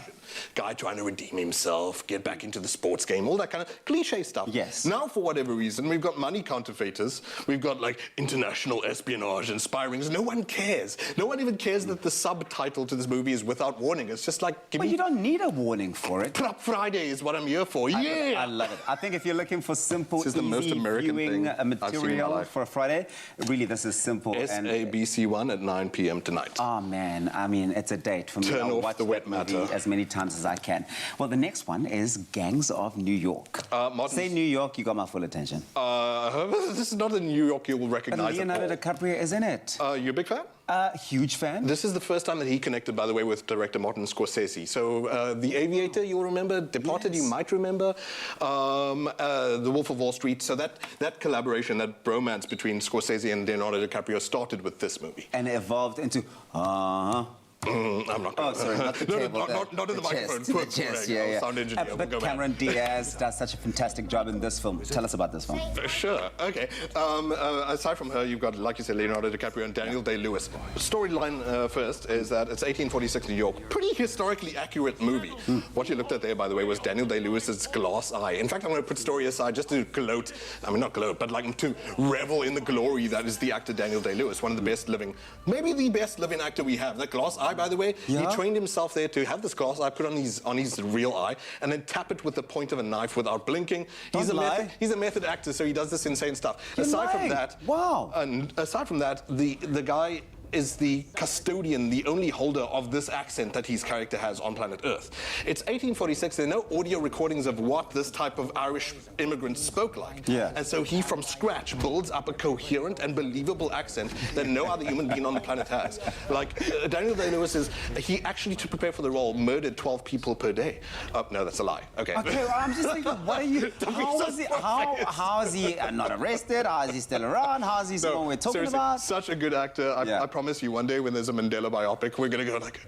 we're going to cast him for it? Is it racist to cast Daniel Day-Lewis? Because this is brilliant. No, I think that might be pushing it a little bit further than what it needs to be. 1846 New York, and it's all about the violent birth of the city that we now take for granted, that we think of frappuccinos. And it still is very violent in many ways. Compared to this, see for yourselves. This is Sunday at 7:30 on S3. You know where Gangs of to New York. be. 10 Oscar nominations. Okay, JP, this one. Yes. Okay, now you saved the best for last. Sure. Faster. If you say so, man. I mean, The Rock is in it. The Rock. Who doesn't love The and Rock? a tiny gun to make his arm look more gigantic, to focus on the real guns in the poster. Faster. The Rock was was he envious of Vin Diesel at this point? Because there was that other movie with Vin Diesel called Fast, and I don't know, whatever. He was like, no, faster, bro. Actually has nothing to do with Eid, by the way. Faster, it's a bad joke, I'm really sorry. Dwayne "The Rock" Johnson plays a dude who spent 10 years in jail after a bank robbery gone bad, but before that, before the jail time, someone killed his brother to try and steal the bank money, all this kind of stuff. So tangle a web of revenge and deceits and all this kind of stuff. Billy Bob Thornton's the cop on the run, looking for this guy, and at the other end of the triangle is another actor dude who we've never seen again, but he was okay, who is the assassin out to kill Dwayne "The Rock" Johnson. So a tangled web of revenge and manliness and biceps and sweating boys. JP, Terrible drama. When is this on? What time? Where? I'm sure you love it for the drama, don't you? I mean, I just love The Rock. So Unlike you, I really do love The Rock. But this feels very different from the conversation we just had off camera. But what time is this going on? This one, if I've got it correct, is SABC 1 on Sunday at 9 p.m. Actually, half decent action. Like, I don't usually like The Rock's movies too much, but half action, mostly drama. Don't get way too sort of hyped. Do all of that slander on to a man who you have a shrine to at your home, listen, right? now you do know what to do. You worship a boulder. You sleep with don't say anything further. A pebble. You know what to do this weekend. SABC's got you covered with all the films that you're going to be loving from today all the way through to Sunday. Let us know which one you're going to be watching. #Expresso Show. From the small screen to the big screen. Now, you saw Dwayne Johnson, Faster. That was a great movie, fantastic, with his guns. But there is a movie with possibly slightly bigger guns. Well, Vin Diesel thinks so. It really is a feel-good Friday today. Not only is the weekend here, but the day we have been waiting for has finally arrived. Fast and the Furious 9. The Fast saga starts showing today in New Metro cinemas nationwide. And New Metro's Extreme Cinemas are all about the Ultra HD visuals and color projected onto 3-story screens and getting pulled into the ground groundbreaking Dolby Atmos sound of an action-packed film. Nothing beats that enhanced cinema experience when it comes to watching Dom and his team on another adrenaline-fueled adventure. I love how you say his name, because that's how people say it in the movie. Yeah, because we can't say it like Cape Town. You can't say Dom. Nuh-uh. Doesn't work. Doesn't work. But you can experience the action with Fast and the Furious 9 in all new Metro cinemas nationwide today. And here's a little taster of what we have to look forward to later.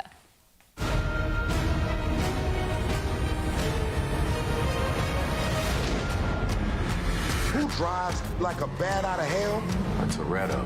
Exactly. Let's go. This is my legacy. I'm packed and loaded. Still in my fate. Look death in the face. I gotta be great. Sacrifices I made for this. With a heart of stone. With an iron fist. No surrender. No retreat. Ready for war. I die for peace. And live forever. Like eternity. This is my moment. This is my legacy. Let's get to work. Touching the brakes. Go.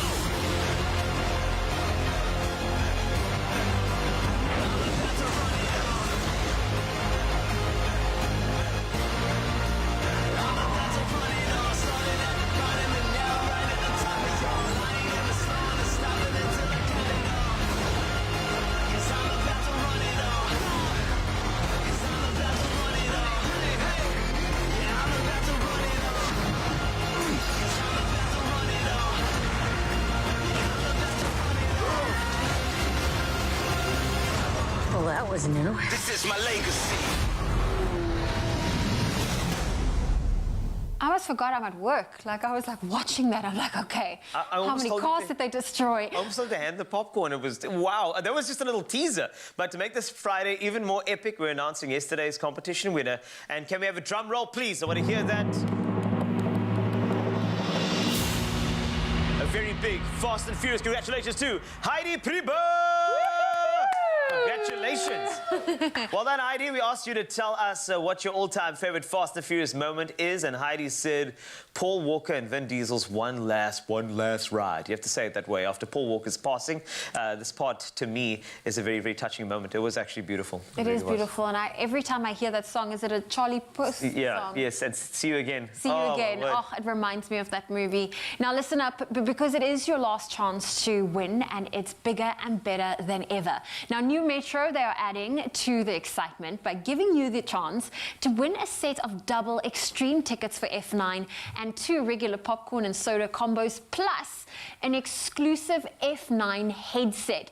Simply reply to the competition post on the Expresso Facebook or Twitter pages and tell us what you love most about new Metro's Extreme Cinemas.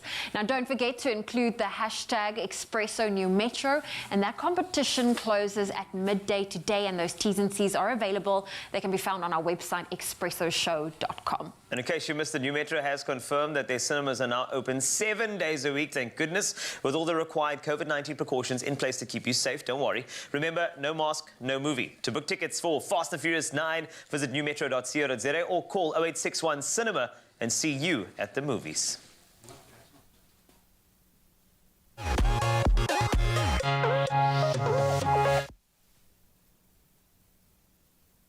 Oh, well, listen, it is a busy, busy Friday. A few days ago, Graham sat down to really just unpack everything that DHL Life Savings is about and the importance of looking after our waters. Everybody loves going to the beach where you get to ignore your responsibilities, enjoy the calming effects of the sun, the sand, the water, maybe get in a bit of a surf. But what happens when it goes wrong? Even the tiniest change in current or unexpected riptide can be tragic. We've seen it in our news headlines. And that's where the men in red and yellow dive in literally and save lives. Now, being a lifeguard is not just a summer job. It's a lifelong commitment that takes dedication, training, skills, and tools. Now, DHL Express Global CEO John Pearson chats to us about their life-saving partnership with clubs around the world and why DHL are now so dedicated to saving lives. John, a very warm welcome to Expresso. How are you? Thank you. I'm going to say from a DHL perspective, I've got to thank you. Obviously a big rugby fan here, and your partnership in that space has certainly given me some of my most memorable moments in broadcasting. And I love the fact that that now is extending to a sport that might not often get the same level of drive behind it, certainly in a commercial sense. And you're no stranger to this kind of partnership with your connections to Surf Lifesaving Australia and to New Zealand. Maybe a good place to start would be with you telling us a bit more about your new partnership with Lifesaving South Africa. Just couldn't imagine a better country, really, to be expanding the partnership into, this summer, which will be, as June time when we get on the beaches, but in this part of the world. But I know it'll be busier for you as you get into the Christmas season when the weather warms up. So I'm really delighted that it'll be every bit as substantial as it is in Australia and New Zealand. Yeah, and we've seen, I know a lot of lifesavers who compete at the highest level as well, and they've been speaking about what that injection has done in New Zealand and Australia, and they are so excited about the fruit that can be born out of this partnership here. I'm going to get you to think about your organization for just a moment, because clearly this goes beyond just wanting to help, but to a core value that you both share. How do life-saving clubs' values compare to those of your own? Yeah, so I think connecting people and improving lives is our purpose statement. We connect people in terms of trade, we connect people in terms of commerce, and we connect people within our organization and local communities. And I can just see this manifesting itself in such a great outdoor community, a great sporting community that South Africa is, into all sorts of values way beyond just saving someone in danger in the water. Why is keeping our beaches safe such an important and a fundamental drive for you as an organization, and maybe you personally? Activating this all in is what we want to do. This isn't about writing a check and just getting DHL on the uniform and moving away from it. This is really about embracing the whole culture of it. And I think we have a role to connect with an organization that can create so much more of a higher awareness on this topic, and for our employees and even our customers to work with this organization in terms of the great activation program. So there's just no end of opportunity. It all came to bear for me. We had a wonderful activation shoot where we took some of the Stormers rugby players to meet one of the local life-saving clubs, and they had a little bit of fun transferring skills. And for me, just to see what it meant to those brothers and sisters within that life-saving fraternity to be put on that pedestal, to feel that important, but also to know that their infrastructure was being invested in, that was unbelievably exciting for me. What about Lifesaving South Africa being added to the DHL portfolio makes you most excited at this wonderful new verge, this jumping off point? Nearly a couple of decades now, we've had 2 or 3, great countries in this portfolio, surf lifesaving.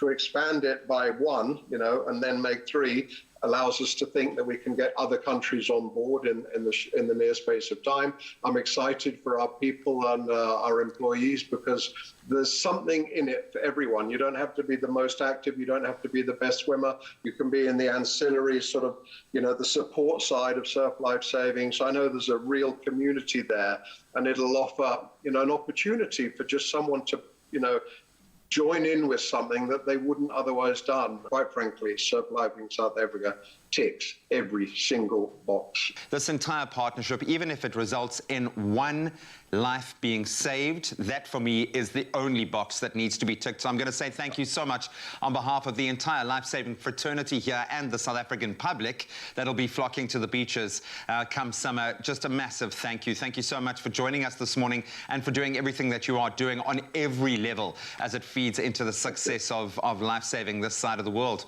We need no injection of excitement. I know it's going to be fantastic, and the levels of local activation will be simply massive. So thank you very much.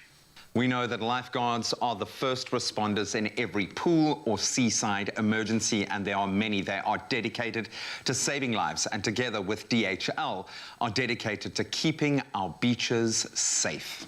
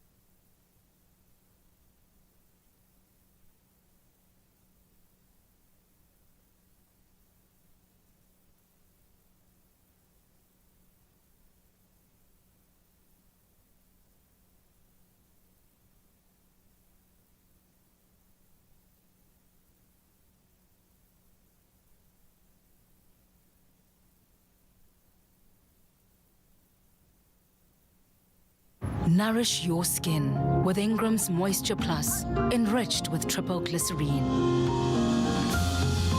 For 48-hour intensive moisture. Ingram's, your skin, your brave. It's my feel-good breakfast show. It's your Feel Good Breakfast Show, Expresso here on S3. We're going back to the beach. We are going back to the beach because we want to prevent all the drowning taking place. Graham, what's happening? Oh, welcome back. Thank you so much, gents. Yes, we are back at Clifton Fourth Beach. The lifeguards have actually joined us now. See how happy, it's ridiculous. Representing. It's about 10 below out here. We are feeding the elements, but the smiles are wide because we're obviously exploring a really cool partnership, but at the heart of that is a humanitarian effort. And I think for me, as a parent, it really gets real here. I heard this terrifying statistic that a drowning can happen in less than 20 seconds. That's literally turning your head, having a conversation, turning back, and then that can take place. Absolute massive thrill. We love pool activities, we love fun and games around the pool, but we need our kids to be water smart. This is vital. Also true, G, and I can't express enough why we are talking about something important. On the 25th of July next month, it's World Drowning Prevention Day, and we've got two special gentlemen that we're going to talk about when it comes to this incredible program. We've got Mzibo Kolo Mayadwe, he's the Director of Drowning Prevention here at Lifesaving South Africa. Also sits on the board at Africa as well, so doing incredible things with ILS. And then Jed, you're joining us again, of course, Managing Director of DHL Express South Africa. Gentlemen, thank you for joining us. It's nice and early, of course, but the sun's come up for us, so is it making a difference? Do you think the sun's... yeah, I don't know. I've got a newfound respect, as you were saying earlier, Jed, for what lifeguards go through every morning. There's swimmers out there. But it's, you know, this is the, I'm going to say, the glamorous side of life saving. On the flip side of that, MC, there is this need to educate kids. When I hear about statistics that children under the age of 15, drowning is the second highest cause of death. That is terrifying for me. I know that's a global statistic. What are the stats here in South Africa? How many drownings and life-saving instances happen in our country? Well, indeed, it is a terrifying statistics. Sure. But if you are to contextualize it according to South Africa, well, we have over 1,500 people actually drown every year. Wow. And that is a very huge statistics. And one of the most fundamental issues is the fact that this is one of the public health issues that is mostly overlooked. But if you were to also, again, look deeper into it, over 40% of that 1,500 under the 15-year-old people that are actually drowning is mainly the young ones. And we have also the children under the 5 years old that also actually drown due to just one issue, the lack of adult supervision. So those are alarming statistics as far as South Africa is concerned. But there's an answer to all of them. There is an answer to all of them. And I mean, what you're talking about is so real. I see the situation on the beach. These statistics talk about how easy drowning can occur. Now, Jed, let me ask you this question. When it comes to educating, I think it's such an important part of this prevention of drowning. Now, let's say you're doing some work when it comes to the messaging of preventing drowning. How is DHL assisting in getting that messaging across to the rest of the country? Thanks, Raul. Yes, and as you heard our global CEO John mention earlier, that this partnership is more than signing a check. It's really at DHL we want to make a difference in the communities that we live and that we work in, and we really believe that the Water Smart program is one of those ways where we can actively play a part and it will be around the reach. How can we extend the reach of that program? As Mzi said, it's such a critical topic, and what can DHL do to help get that reach out, to help with water safety education in South Africa? So we're really excited to play our part around this. It allows you, Mzi, to create a much bigger network now. We read the kind of news out yesterday that up to 50 people have been employed through the program, which is fantastic. So that's how far this partnership is going. How many kids have you been able to speak to, and how much of a kind of footprint have you made as yet? And are there other outreach programs that kind of operate in this Water Smart space, if you will? Well, as far as the Water Smart program, we were able to reach over 90,000 kids. 90,000 kids in all the schools. And recently now we just also have been able to roll out the new Water Doctors Month within KZN, where we'll be also targeting over 480 schools, which will be an additional of over 135,000 kids will also be benefiting. And of course, having DHL coming on board, there's also other benefits as far as making sure that we go even, not only just focusing it to certain schools, but you're able to take it even in the more wider area. So we are very much excited and happy about the having DHL coming on board, because of there's so much impact that it's going to do as far as drowning prevention is concerned. Jen, let's talk about that impact. I mean, it's incredible stuff, and it's so exciting for lifeguards like myself personally too. But what are you guys hoping to achieve with this partnership with LSA when it comes to this water safety program? So really there's two areas that we're going to be focusing on immediately to help with that reach, as I mentioned. Firstly is around digitalization. It's really key at DHL around the way we operate. How do we improve that experience using digitalization? And it's no different here with this water splash program. We're going to be launching an innovative digital hub where we hope we will be putting that content on so it can reach a much wider audience. And secondly, as you mentioned earlier, we're not new to lifesaving as DHL. We've been involved with Australia, with New Zealand now for many years, 18 years in fact. And we're looking forward to bring a lot of that experience and those best practices and those lessons learned to South Africa. South Africa cannot be more grateful to have this here. And I mean, you're talking about a statistic like 360,000 drownings globally every year. You can see exactly why water prevention and water safety is of vital importance. So gentlemen, thank you for this morning. Stick around, of course. We're going to be tuning in live and coming back with some more about getting into lifesaving. In the Speedo, maybe, we'll see. But stick around, we'll see you guys soon.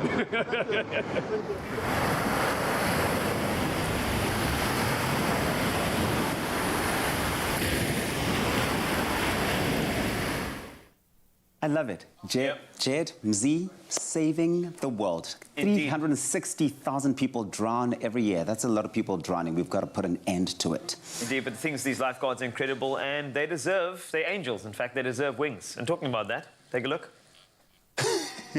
In the kitchen, Chad January is here with me because we're about to whip up some southern fried chicken wings. I mean, this is amazing. This is exciting because I love chicken wings. And what better to start this Friday with? And I mean, deep fried, this is amazing. Exactly, so it's all about the batter. Yes, it is. But what we're going to do is we're going to add a little bit of a twist to it. So we're going to do a little bit of a lime zest salt. Ooh, so you can start off with the salt. So just in your pestle and mortar, get some coarse salt. There we go. We're going to do some lime zest. And then for some herbs, I'm just adding in some thyme. You'll just add them in and pound them together. Make sure that it goes nice and green, Zoe. Okay. And I'm going to start on the marinade for our chicken. So firstly, we're going to separate our chicken wings into the drumettes and the wingets, right? Okay.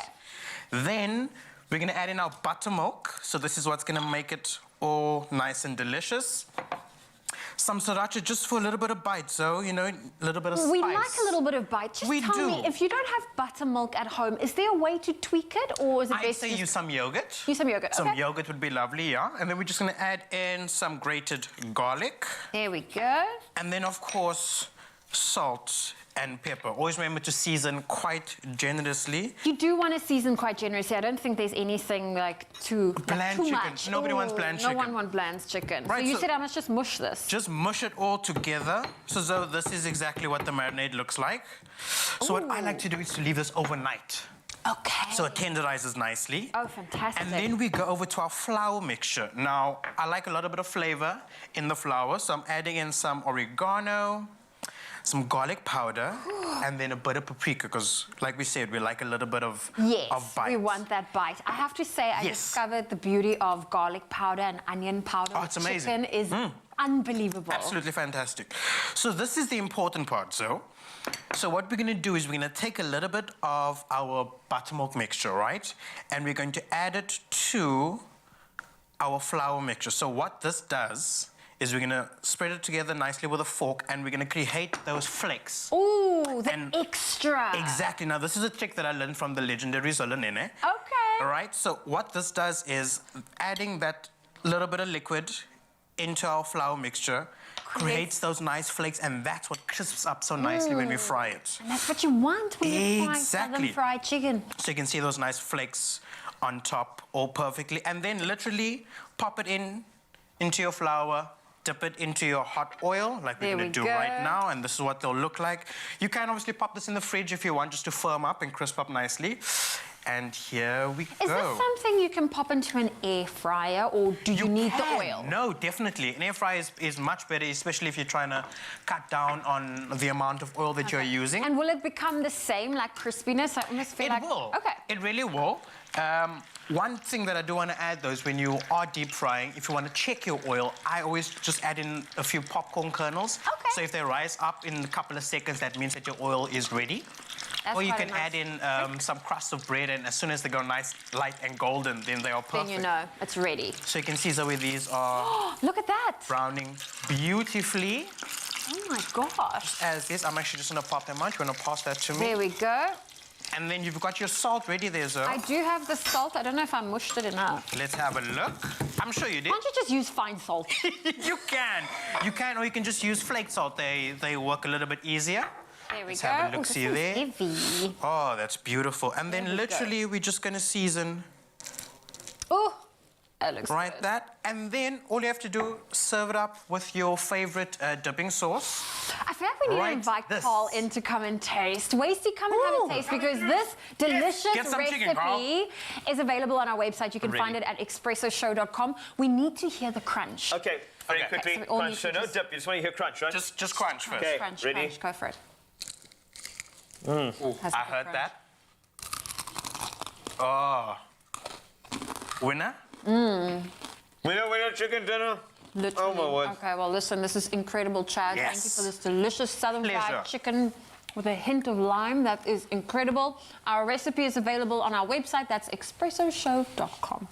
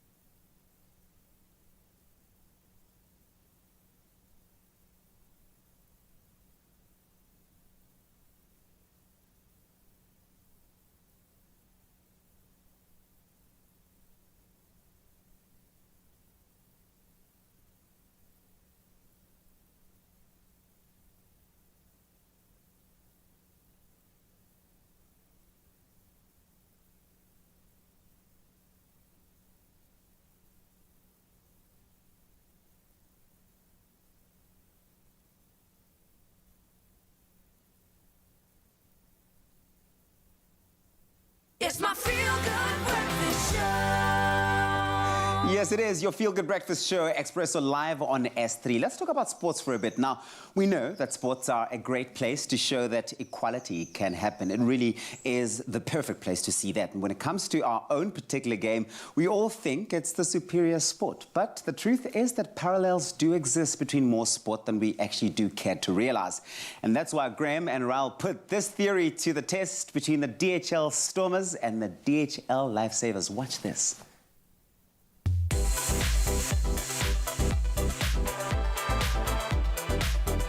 In South Africa, we love our sport. It's in our blood, it's part of our culture, it is who we are. And it's actually been proven that rugby is one of the 3 most popular mainstream sports in the sports-mad country. Wow, that is awesome. And on top of that, life-saving too is now becoming a growing sport, and it's becoming ever popular in big countries around the world like Australia, New Zealand, and of course right here in SAG. Yeah, it's about to blow up. So we right now are in our happy place. I mean, this is your home, definitely dude. We're on Clifton, 4th Beach, where we've got the DHL Life-Saving Team and the DHL Stormers about to do a little meet and greet. They're going to be joining the family, and we're going to draw some interesting comparisons and maybe some differences between these 2 epic sports. Looks like we've got a game on our hands, G. Game on, baby. Now, I'm super excited to see DHL coming on board, especially with regards to a lower tier sport like lifesaving. I mean, the amount of work that goes into an organization, not just the sport, but the humanitarian approach as well.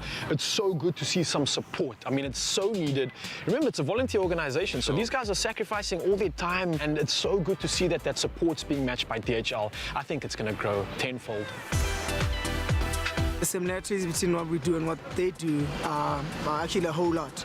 Obviously, they do much more important work, you know, saving lives. You just play around with a rugby ball and grass, which is very commendable. But the time and effort and commitment they take into this type of things and the training is actually commendable. I'm really, really impressed. Right, so rugby is quite a complex discipline to master. Okay, it takes a real genius to get it on every level. Obviously, there's many facets of fitness, very complete, holistic view to fitness, but also a very high skill level.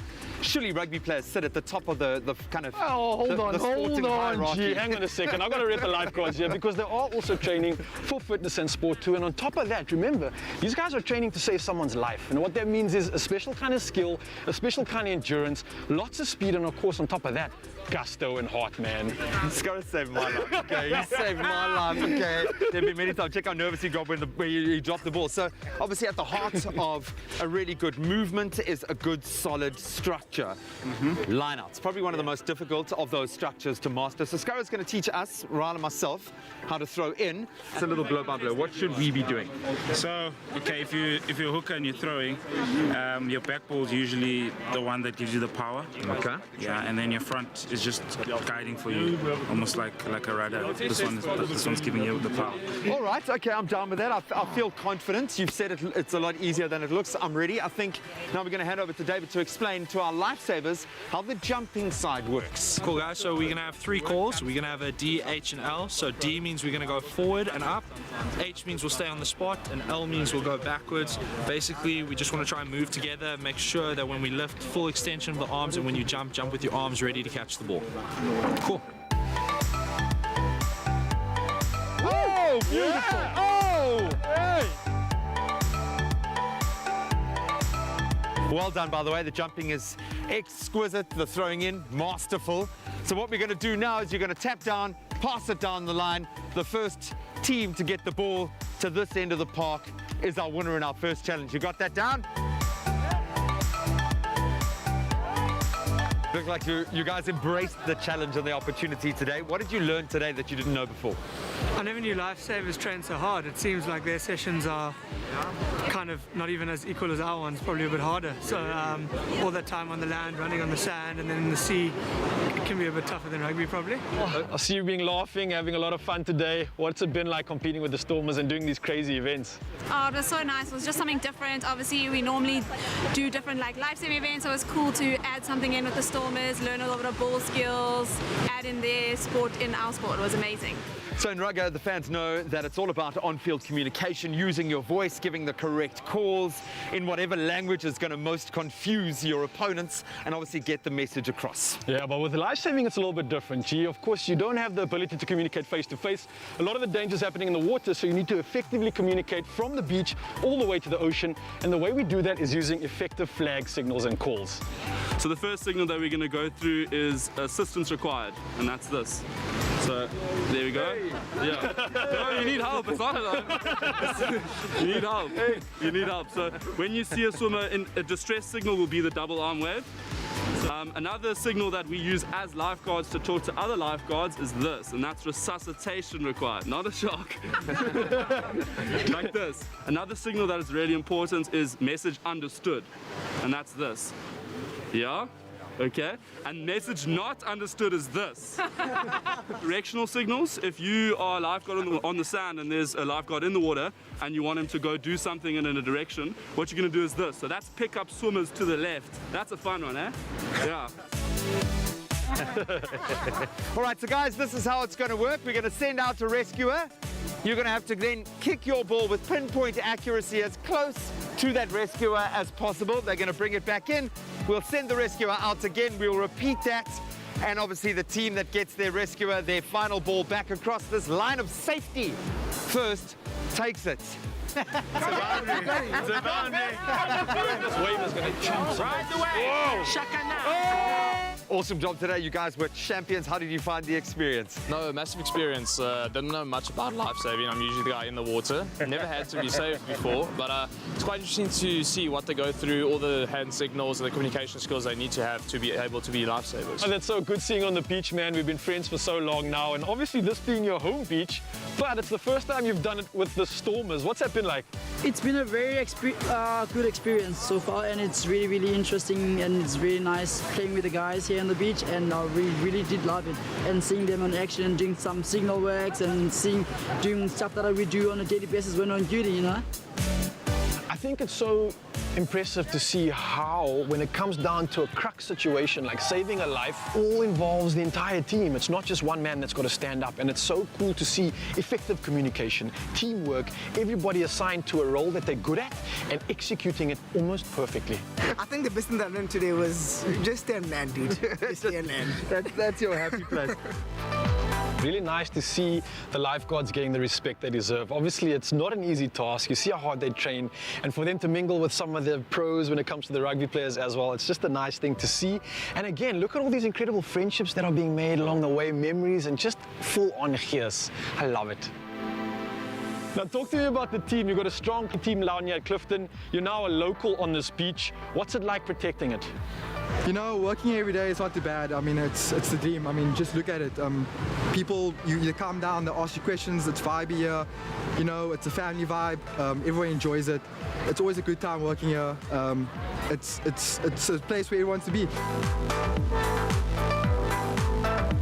What an incredible day, man. What a jewel, man. It just shows you that lifesaving is not just about protecting and serving the people.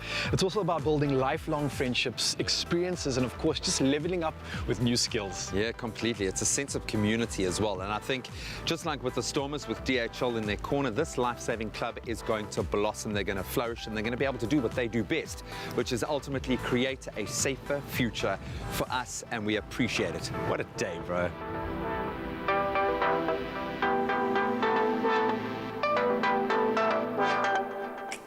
Because we all love being at the beach, but we've all got to be so safe at the beach, and we need those lifeguards, otherwise known as lifesavers, to do just that. Seeing Ivan Roos, for example, Siabelo Senatla of the DHL Stormers being put to the task by those lifesavers was just so beautiful. But the sense of community coming together is the most amazing thing to see. Well done, guys.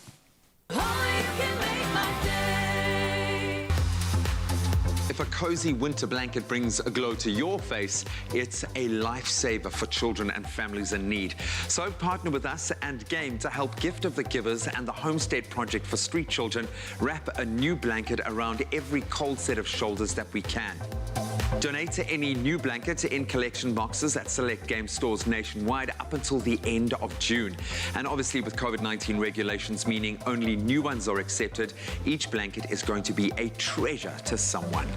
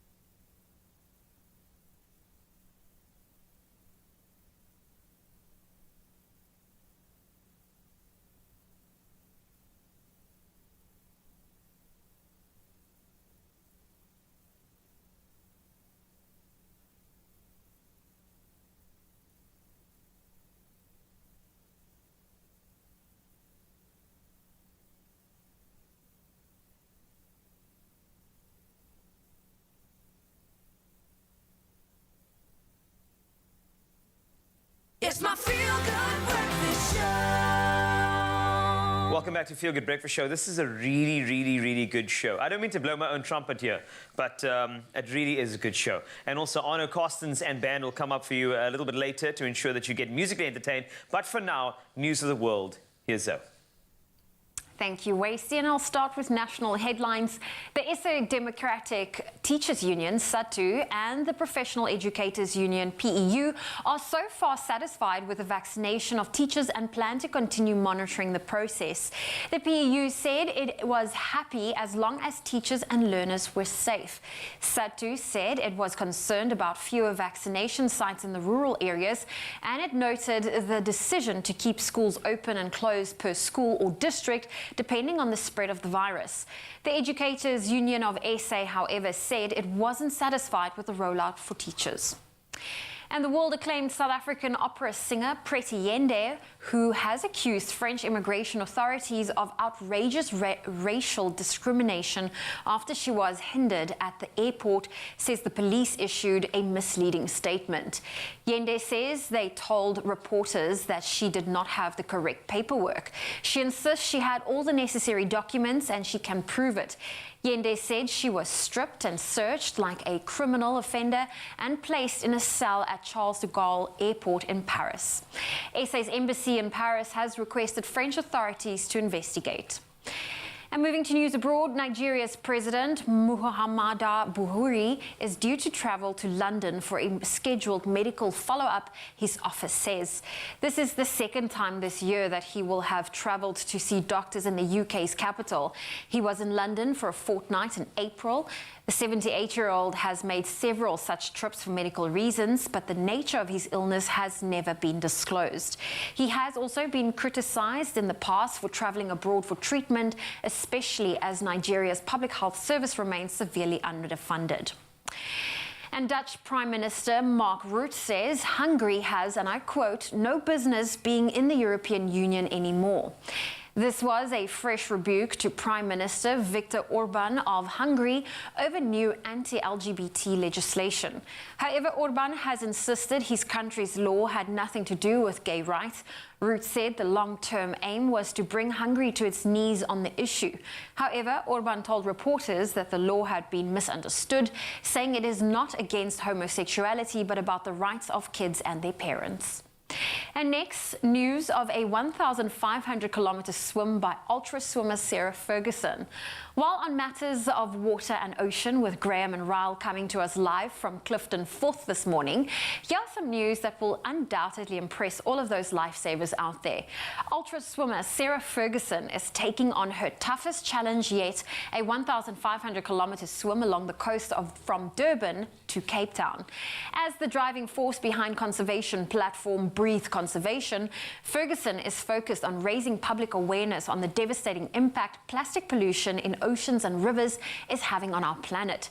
It's now regarded as a major threat to marine life and marine ecology, with almost 90% of big fish population having been depleted and 50% of coral reefs destroyed. Ferguson plans to swim the distance in stages. Her Guinness World Record non-stop swim around Chile's Easter Island, which she achieved in 2019, making history as the first person to do so, was a major challenge, but she sees this attempt as an even bigger challenge. Ferguson added tongue-in-cheek, and I quote, I grew up in Cape Town, but I live in Durban, so it will be a home-from-home swim. Well, that's where I leave your morning headlines. Here's a final look at your sport.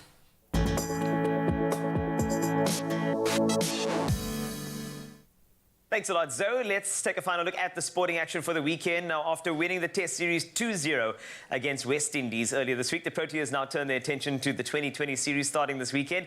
South Africa will play 5 T20s against the Windies. The first match will take place at the National Cricket Stadium. That'll be from 8 p.m. tomorrow. On to some rugby action. The Bulls will look to bounce back from 2 losses on Saturday when they face the Pumas in the Currie Cup tonight. Last weekend, the Bulls, who were playing on 2 continents, believe it or not, lost to Benetton in Italy and then Western Province province in South Africa. The match between the Bulls and Pumas will kick off at 7 p.m. at Loftus Versfeld. The second Currie Cup fixture this weekend will see the Griquas up against the Cheetahs tomorrow at 1 p.m. in Kimberley. Staying with rugby, the Women's Premier Division will enter its 8th round this weekend as Western Province look to continue their dominance in the competition. The first match of the round 8 will see the Blue Bulls take on the Boland Dames at 4 p.m. today. Tomorrow, Border Women play host to the Sharks Women at 1 p.m. and then Viapia will make their way to Gqeberha to face EP Queens at 2:30 p.m. And wrapping up with football action, UEFA Euro 2020 enters its round of 16 this weekend, starting with a clash between Wales and Denmark tomorrow at 6 p.m. Thereafter, Italy, who top Group A, will face Austria at 9 p.m. and all eyes will be on the Puskás Arena in Budapest when the Netherlands take on the Czech Republic. And then the Euro 2020 clash of the weekend will see Belgium up against Portugal. They'll go head-to-head in Sevilla on Sunday evening. That's a wrap of the sporting action for the morning. I hope you enjoy yourself. A time to go over to weather with a guy that puts the into Tabiso.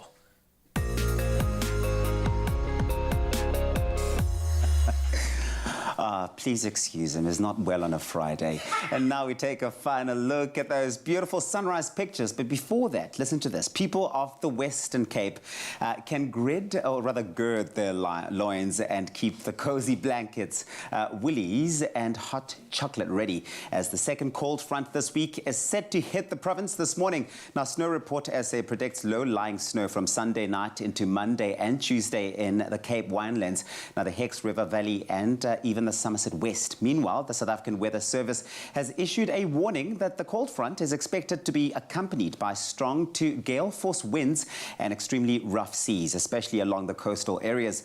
Spreading along the Eastern Cape South Coast early tomorrow. Brace yourselves. Now, the service issued a yellow level 2 warning for wind, which could lead to possible infrastructure damage over the central Karoo, Cape Town and the Overberg, as well as the eastern parts of the Cape Winelands and southern parts of the Namakwa in the Northern Cape. Next week is also expected to be wet and cold. Oh no.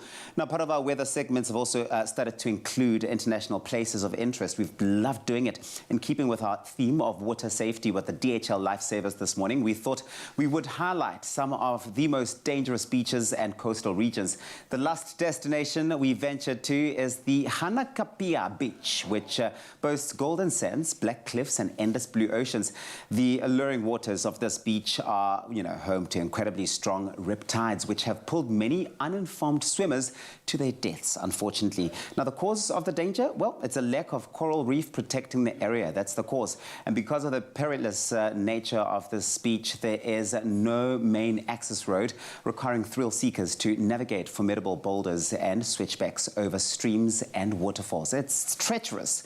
Now, bringing it back to South African borders, it is time to show off some of those stunning sunrise submissions that we have received this week. We kicked off with this gorgeous view, really giving us those tropical island feels, showing the palm trees in the foreground as the sky lightens from behind. How stunning. Now, this was shared by Bronwyn Pitt from Durban. Then we got one from Heidi Witt Douglas from Gqeberha, formerly known as Port Elizabeth, for any viewers unaware of the name change, of course, who shared this beautiful view with us. It's overlooking the region and the ocean in the distance, something to look at.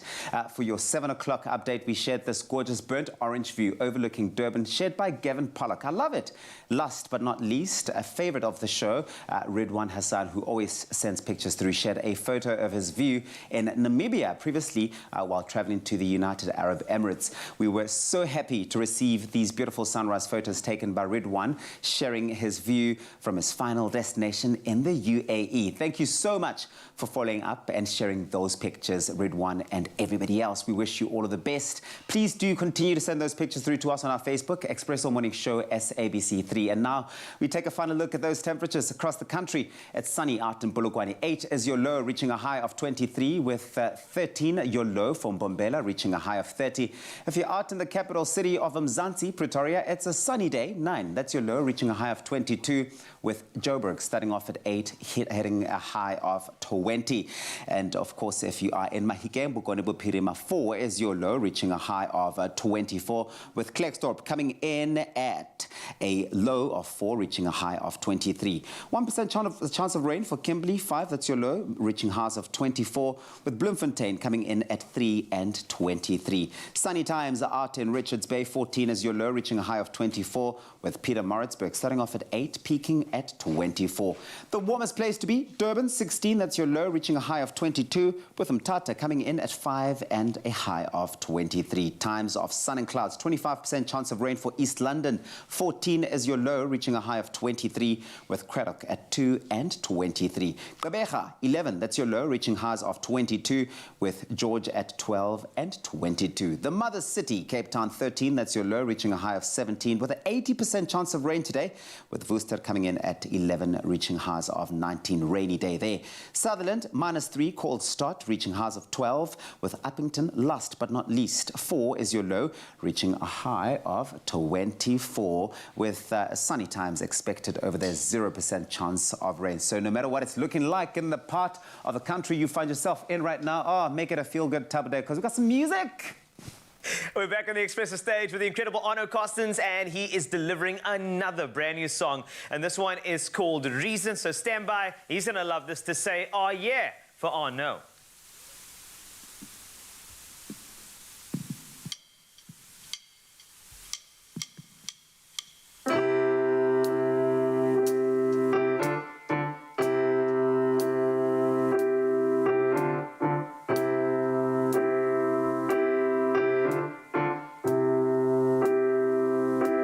Stare at the ceiling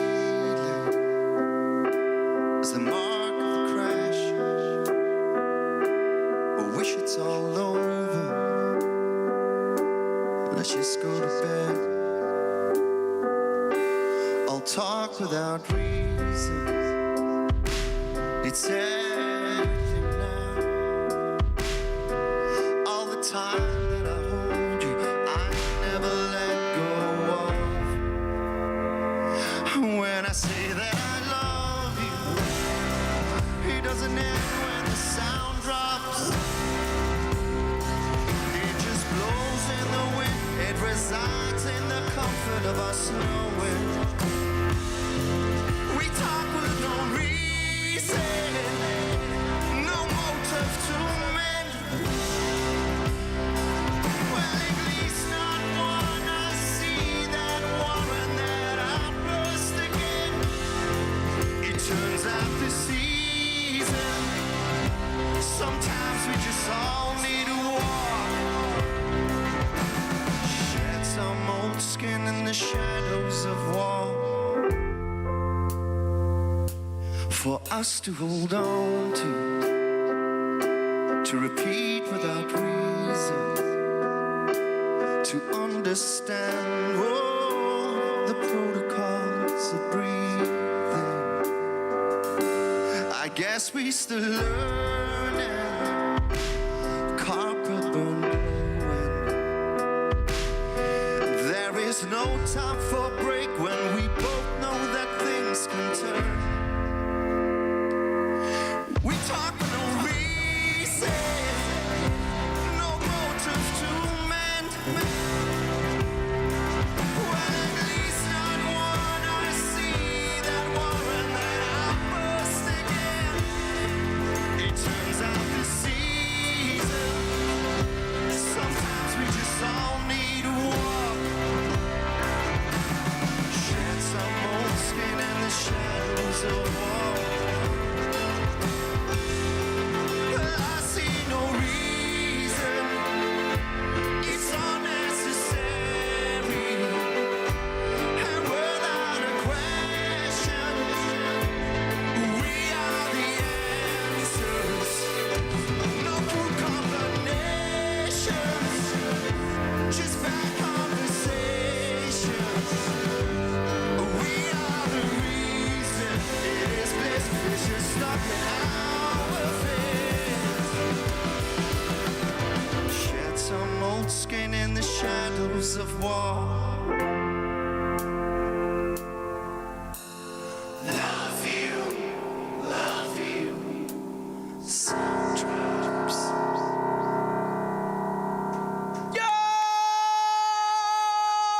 Yes, that's it. Sorry, I have the hair for it. Yes, man.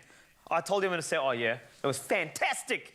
So, basically, this guy, he'll be doing something fantastic for you, a live performance tomorrow. That'll be Saturday, 26 June. Make a date on the diary right now. 5 p.m. via live stream on the Game Facebook page. Keep it locked to your Feel Good Breakfast show because there's going to be some more. And I'm talking about more rocking stuff. I've got the hair for it. I'm going to do it again. Feel Good Breakfast show. That's right. Care is bringing passion to everything you do. Proving good taste and good values go hand in hand. Care is what goes into every single cup of Nespresso. Made with care. Hecho con cuidado. Nespresso. What else?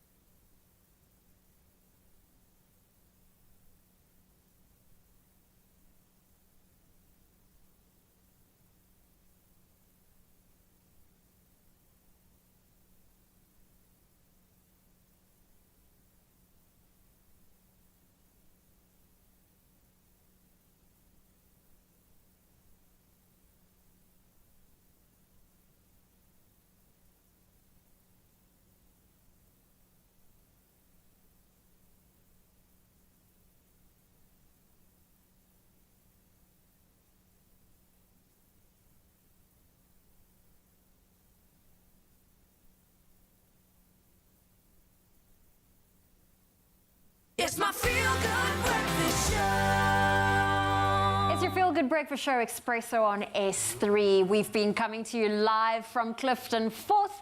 Let's head on back to Graham and Ryle.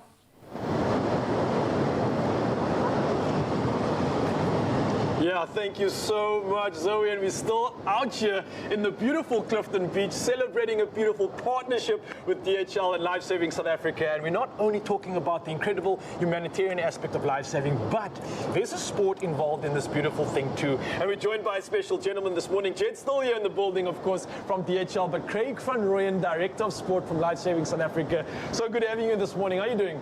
Yeah, great, thank you. And morning to all the viewers out there, and morning to you, Raul. Great to be here, appreciate it. Craig, it's so good to see you on the beach. I mean, I always see you in the competitions doing such incredible work.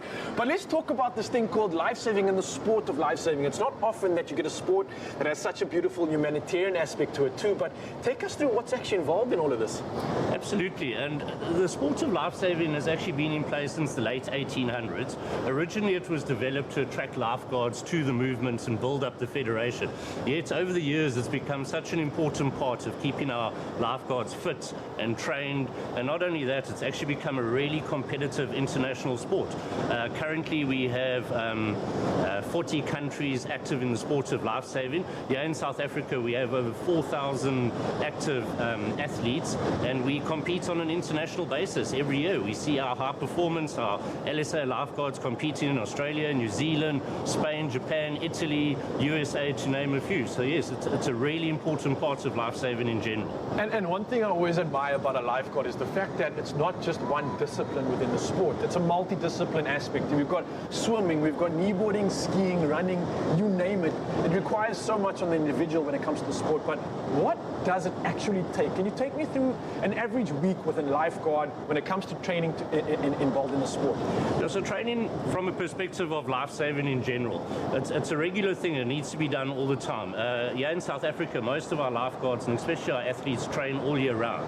When you get to the level of a high-performance athletes and you're representing your provincial team or the LSA national team, these guys are training anywhere between 4 and 12 sessions a week. They don't just train on the beach and in the sea. They're in the pool, they're at the gym. So it's a continuous program of training, and it's a lifestyle. And you can see by the performance we have worldwide. I mean, our athletes, we sit in the top 3 worldwide, so it's a great big accomplishment. So true. And for me, being a young kid, seeing some of these stallions and what they do in the water, it was my inspiration. And honestly, I've been inspired ever since. But let's talk about something more practical. I mean, we're talking about the sport, we're talking about some of the events that take place around the country. One of those big events is the DHL Lifesaving South Africa National Championships. Now, I believe this is happening in October this year, somewhat in the range of up to 2,000 athletes competing. What exactly is the entire showcase over this 8-day sporting event? Yeah, great question, Raul. And as you know, I've been convening this event for a number of years, so it is a passion of mine, the Lifesaving National Champs. We attract over 1,800 competitors on an annual basis. We've had it in Port Elizabeth, in my hometown, for the last 4 years. It's a massive event. We have from our under 8-year-olds right up to our masters. As you said, it's multidiscipline. We compete in both in the surf, in the beach, and we also do our stillwater lifesaving up at the pool. Our Lifesaving Champs is an event to showcase the talent of what our athletes actually offer in lifesaving in this country. It's a wonderful event. It's one not to be missed, and we're very fortunate. We've also brought back surf boating to lifesaving in South Africa, and I'm also hoping to see that on an international level soon. So yeah, great event. Really looking forward to it. Yeah, the surf boating, of course, it's a glamorous event and it takes a lot of gusto and fierce. One thing that also stands out for me is the fact that regardless of what age you are, from the age of 6 as a micro nipper, 8 all the way up to an old bully, you can do the sport, you can be an active lifeguard, and there's something for everybody. And also it's teaching you such valuable skills. Saving someone's life, first aid, drowning prevention, I mean, the list goes on. But what advice would you have for any youngsters out there that are looking to get into the sport, inspired by being a lifeguard and wanting to do their part to kind of save the world, protect the beach and everything else? There's no better time than now. If you have an interest in lifesaving, contact a club, one of your local clubs, and join in. It's not just the sporting side, but lifesaving offers a really good social aspect. It's a fun sport to be involved in, and like you always say, we the federation that give back as humanitarians. So you're not just competing, you're not just saving lives, but it's a fun sport, building friendships for a lifetime. It's a very social sport. So get out there, get involved. There's clubs all over the country. We have 86 clubs worldwide. So if you are keen on it, start, and before you know it, you'll be passionate about it. Beautiful. Now, Jed, I don't want to keep you too cold on the chair, but I believe you've got, apart from this incredible announcement of this partnership and where lifesaving is going, I believe you've got some more news for us, right? Absolutely, Raul. In fact, I'd like to call in my team for the day to join me for this exciting announcement. Oh, you got the whole lifeguard crew. What's up, guys? How are we doing? Morning! Some of our heroes from the beach. These are the guys doing all this incredible work, people. Mzansi, if you're sitting on the couch at home, give them a huge round of applause. These are our heroes of the day. What's the news? So one of the perks for me, obviously, of this partnership is I get to work from the beach for the day, right? Yeah. But yeah, no, the real reason for the last piece is around an announcement, and it's the brand ambassador for the partnership, and it's actually a gentleman that's been lifesaving since he was 8 years old, a double gold world champion lifesaver. Does it sound familiar? I'm pleased to announce that the brand ambassador for DHL Lifesaving South Africa is Raul de Mornay. Oh, wow. Absolute honor. Wow, Jed, thank you so much. You got me confused there for a second, but I gotta say it's an absolute honor to take this role on, represent these incredible individuals. I think all these heroes out here need somewhat of a voice. So I'm so glad to be that, and thank you for being a part of this incredible journey too. Yeah! Clearly, guys, you can see the importance of lifeguards. You can see why they are such valuable people in our community, and don't go anywhere because we're going to be shaking and baking and showing you what it takes to become lifeguard ready with a perfect workout that you can do at home. Stick around, and we've got a dance crew coming at you too. See you soon. Oh, man, we love to see it. We love to hear it. Congratulations to our very own Raul de Monet as the new ambassador for DHL when it comes to that world of life-saving. Couldn't have picked a better man, right? No, you said he's the what of South Africa? He's the Michael Knight of South African. There we go. There we go. That's what he is. Ah, Raul, congratulations. Well, listen, let's all take a moment to celebrate the fact that we have another week behind us. Yes. And a glorious weekend to look forward to. Yes! Yes! And because I'm feeling generous today, one of these lucky people sitting next to me here on the couch is going to be cruising off into the weekend with another box of Omar Rusks in the back seat. And today, your theme is... Guys, you ready for the theme? Are you ready? Ready? Of course. It's money. Okay, well, then I don't know about... I don't know. Okay, so here's how it works. Yeah. I'm going to ask you a question each. It's a 5-second game. You know the rules. They're very simple, straightforward. You've got 5 seconds to answer the question and give me 3 of those things that I'll ask you to give me, basically. Basically, you're going to ask a question, I must answer it. Yeah, That's it. But you've got 5 seconds to do that. I can do this. Let's do this. You got this, bro. 5 seconds. Okay. I don't need it. So who wants to go first? Just this one. Okay, you're going to go first. All right. You're going to go first. Just go easy. First question is, Arno, name 3 international currencies. Yen. Dollar, pound. Well, yes. You catch it? Just in time. You did. Yes. Well done. That's a point to Arno Carstens. All right. And, of course, Wasty Tasty, your question is, name 3 South African coins. 1 rand, 2 rand, 5 rand. 1 rand, 2 Yeah, rand. there's a 1 rand. Yes, well done. Yes, there is a 1 rand. Yes. Yes. It's been a while to get a 1 rand. In a long time. Ooh, hey. Arno, that's a point to you and to you as well, Arno. Your question is, name 3 ways to pay for something. Digitally, physically, and in kind. Standing on a street corner begging for money and then eventually giving it to them. I thought you were going to go mentally. It's like, I want to pay mentally. No, I don't think that last one is quite the accepted way of paying for anything, to be honest. I don't know about that. No, I'm sorry, that's not a point. I'm sorry. Okay. It worked for Carl, artists. No, we're moving along. Oh, moving no. along. Name 3 ways to pay with a card, Carl.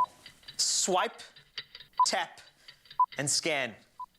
Scan a card? How are you scanning a card? I know that there's some international cards that have a little Oh, scanner no, on there. sir. So then what you do is you'll scan it from the card. If you tap it, isn't it the same as scanning? It would be similar, but the thing is, when you scan the card. But when you tap, the card taps the actual machine. Oh, no. I mean, I think you are correct. Okay, so I just want to know, what would be the third way to pay with a They're card? all saying no. I think it's correct. No. What would be the third way to pay with a card? It's not to swiping enter the or details tapping. physically with the CVC number, punch it in. You got the card, you're not like the scanning it, but 80s? you are. I mean, I can't teach you everything That's here. before my time. Okay. Before my time. I know. Name 3 things that are expensive. I mean, you'll know those things. Come on, you. Life, birth, and death. Oh, yeah. Dude, that is brilliant. Wow. Thank you. I mean, you've thought about this lots of times. Carl Wasty, name 3 things that are cheap. And I'm not saying you're a cheapskate. Talk with no action, social media with no purpose, and toilet paper. No, man. I think you're very spot on. I mean, I don't know if I should be awarding points for those kind of... Those are too philosophical. We want real things in real life that people can But pay that's the for. thing, you know, talk with no action, cheap. Yes. Social media with no purpose, cheap. Toilet paper. Some parts, cheap. What toilet paper are you using? I think you must be my buddy in the next Okay, one. Exactly. point. Thank you, spirit animal. Okay, let's go. Name 3 things that you love spending money on, Arno. Music, clothes, food. Fantastic. I love it. Oh, and my you word. look stunning. I can see Yes, you spend a lot of money on Thank your you. clothes. Carl Wasty, name 3 things that you hate spending money on. Petrol, the bond, and paying taxes. Tax.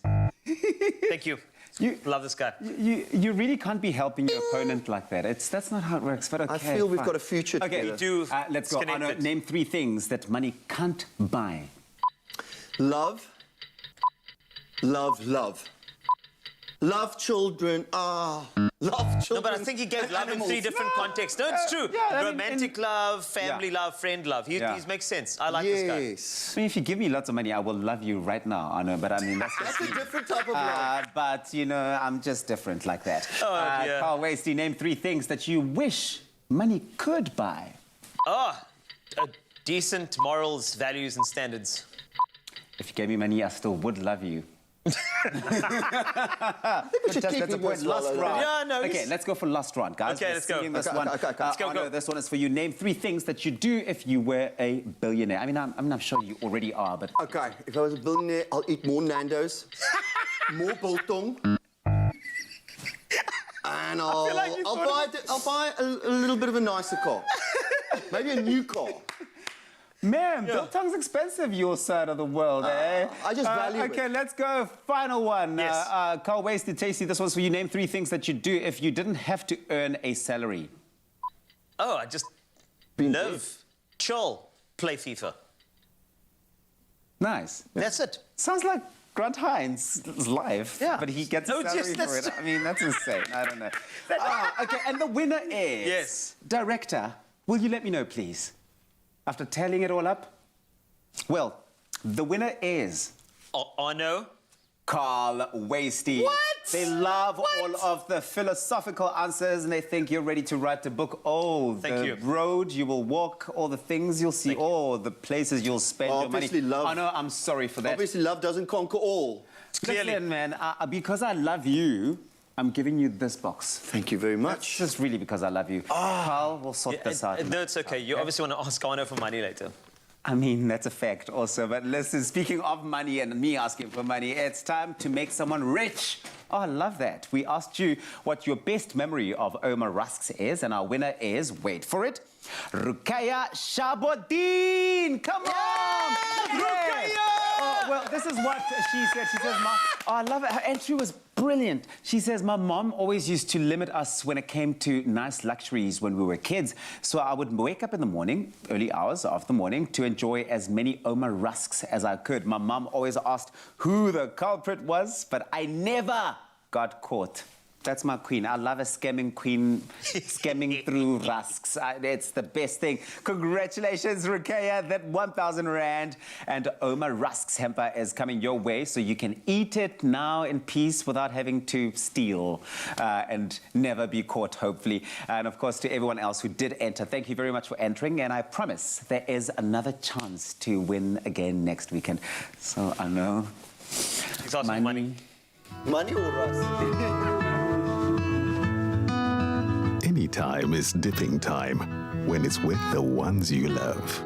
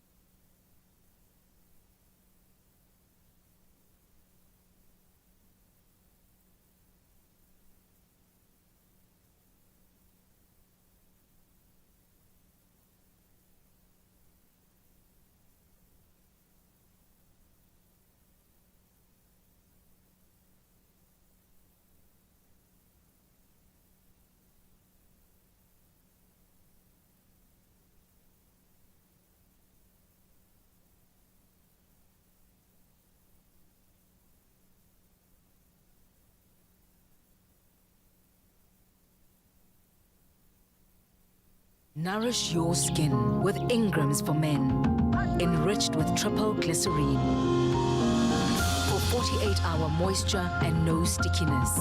Ingram's, your skin, your brave. It's my feel-good breakfast show. Yes, it is your feel-good breakfast show on a Friday. It's Expresso live on S3. As we get ready for the weekend, it's time to see how the lifesavers get prepped and ready to life save. Check this out. Yes, beautiful people, we are still live right here on the beautiful Clifton 4th Beach. And what's a live segment without a beautiful workout, of course, and that's what we're doing right now. I'm joined by these stallions over here behind me, and I'm going to teach you exactly how to do the following. And I've got a beautiful reference for you too. So you want some big packing buys? Come check this out. Prime sample number 1. This is how you'll look after a workout like this. Look at those buys, people.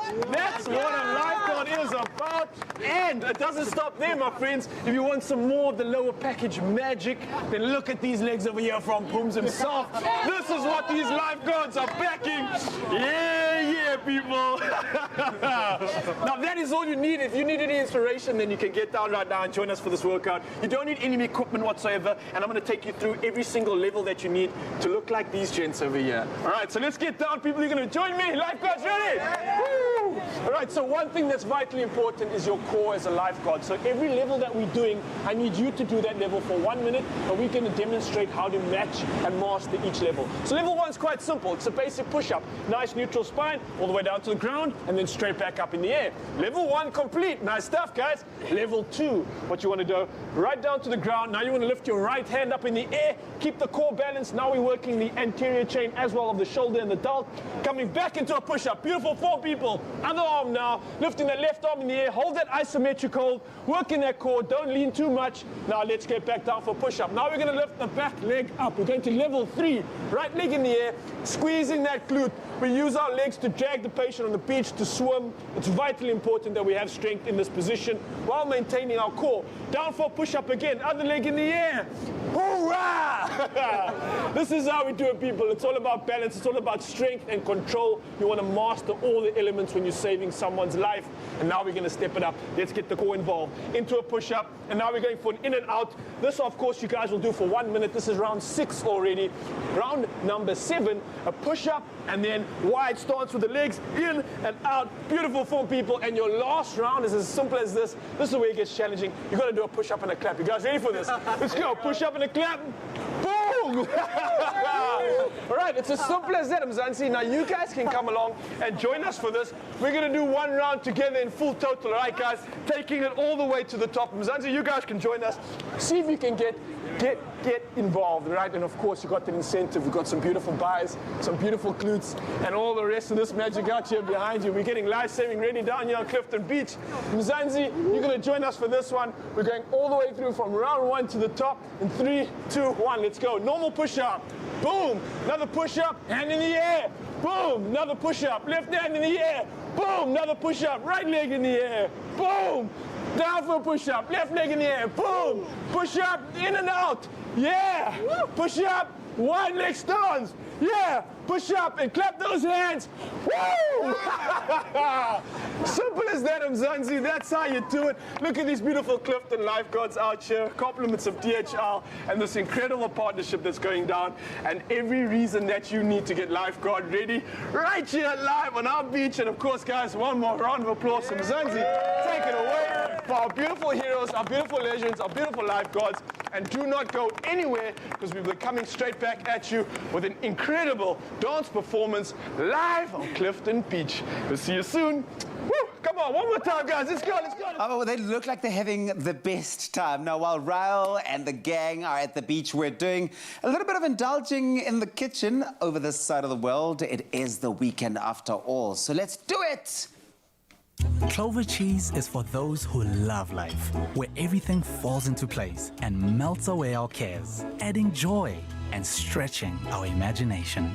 Clover, for the love of cheese. Made with love by Clover. While Raul is working out a bunch on the beach, we are just indulging, eating. In fact, I've been eating everything we've been making. So why don't you warm up your winter with a quick and easy meal, because we're about to show you how to make our Clover Elite Cheesy Chicken Pie. It is perfect. It is the perfect meal idea for the weekend lunch, and it really is a great one to just warm the soul. Now, Carl, you're taking me through this recipe. Yes. Are you a big pie maker? I love to. I do make make pies, but I know what they do to your waist or waisty line. So what I'm going to do is, I'm going to do this as quick as we can. Okay. So we're going to do this like super speed. This You ready? is a pie in a flash. Yes, it is indeed. Let's do this. So first, what I'm going to do is, I'm going to get the stove on over here. What I'm going to do is the filling. While you do that, roll out the pastry. That's going to be our top. And remember, the egg wash is quite important as well as we go along. Now, let's focus on this pan. Is it on? Yes, it is. In this pan, I've got what they call plumber veg. You know what it's called? No. Yes, it's leek. Oh, okay. Perfect. Right, we got that. So plumber veg goes in. To that, we're going to make a roux. I like A roux is with, you've got your butter already melted in here. I'm going to add the flour, and I'm just going to mix that around until that flour is completely incorporated in here, making it a little bit thicker, and that is indeed your roux. Then, once that roux is going, can you see the texture's changed a bit with that flour? There we go, it's thickened up. It's got a bit more pasty texture. Sorry, pasty-wasty. Thought so. Right, texture. You shouldn't laugh at your own jokes. I have to, because you're not, so I'm going to do it myself. Because you're talking so fast, I can't even get a word in. I said it's quick. Go. You go. Ready? I'm busy chopping the pie. Exactly! That's why I was talking! Right, let's continue. What I do have here is I've got some crème, right? Crème, and this is going to be incorporated into that because I'm going to make it nice and thick here. And then, of course, I've got some sour cream as well that'll also go in. This is also for the thickening vibes. This is all going in as we speak. What are you doing? I made the parsley. Fantastic. I like it. Can I add it? Parsley is fun. Add the parsley. Go for it. There we go. You can pass the parsley. And yes! There we go. Okay, so what I'm doing, I'm incorporating. This is beautiful. Now, I'm going to keep quiet, and you are going to tell me about pie stories. Ready? Well, you know what? We are using our elite clover cheese, and I mean, it really gives you that elite taste that you want. So you can add a variety of the clover cheese ranges to make this recipe even more tastier. You can try out the clover gouda. Do you love gouda? I love gouda. Some tussers or even cheddar. Adding clover feta will also give you your pie like great texture and a strong flavor.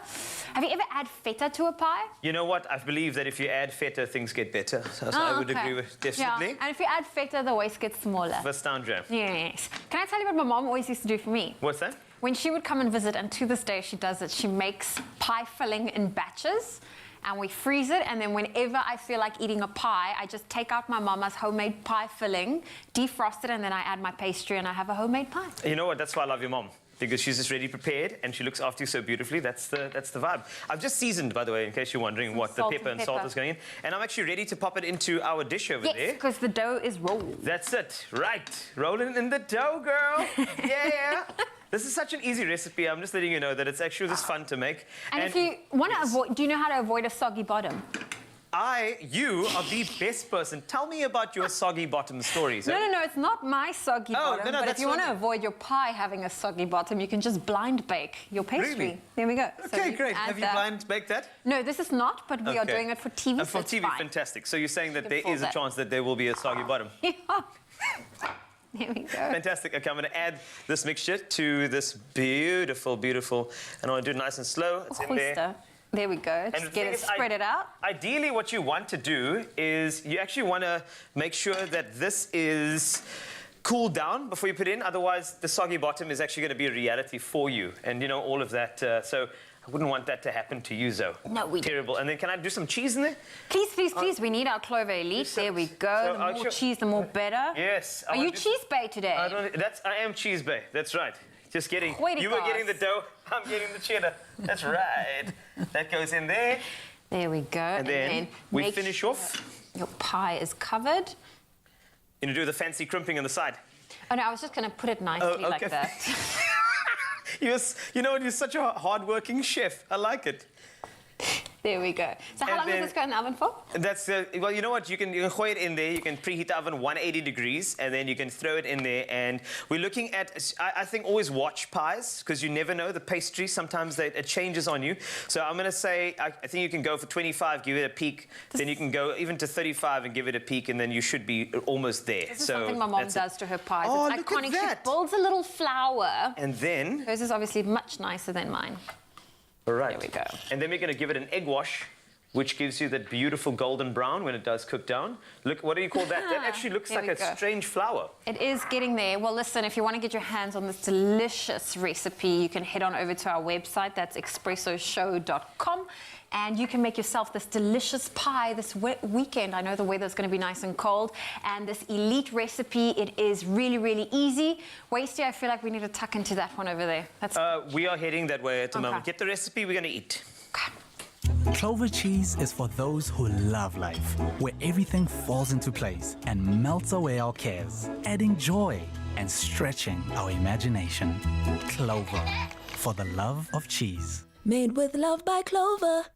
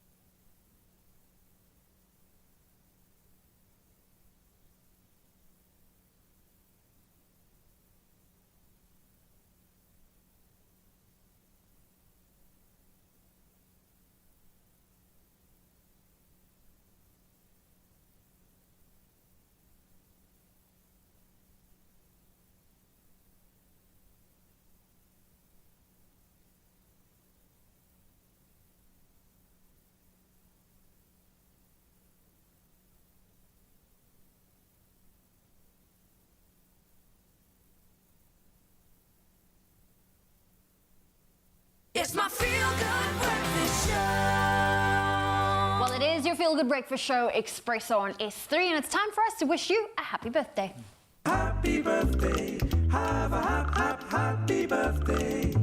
Happy birthday, a very happy birthday to you. Yes, to you. If it's your birthday, it's a Friday. And what better day to celebrate your birthday? You know what Fridays are all about here on Expresso? They're about dancing. So we asked you to send in your best birthday dance videos to celebrate yourself or a loved one. And boy, oh boy, did you deliver. Check this out. Oh, Kuma Jadu. There we go. I like he's keeping it simple, but like, I like the it's arm going movement. in with the arms. It's about the arms. See, I'm an arm and shoulder dancer. Well, That's you my are kind of like- movement. Oh, Cynthia. Okay, Auntie Cynthia, I Oh, am that's how you should seeing you. celebrate your birthday. Happy birthday. Oh, Auntie Cynthia, that's so nice. Loshni. I'm loving the birthday decor. I'm all about the footwork that I'm seeing Loshni bring through that afro. Ay, Melo! Ay, yeah, yeah. I wish I could dance like that. I wish I could do that. I mean, you can only dance like that when you don't play reds, hey? Michael Mason. Oh my God. Oh, we love that song. Yes. Morwadi Yaletate. Oh, effects. I'm loving these. How she's able to be in two places at the same time. Oh, that's how you do it. For footwork.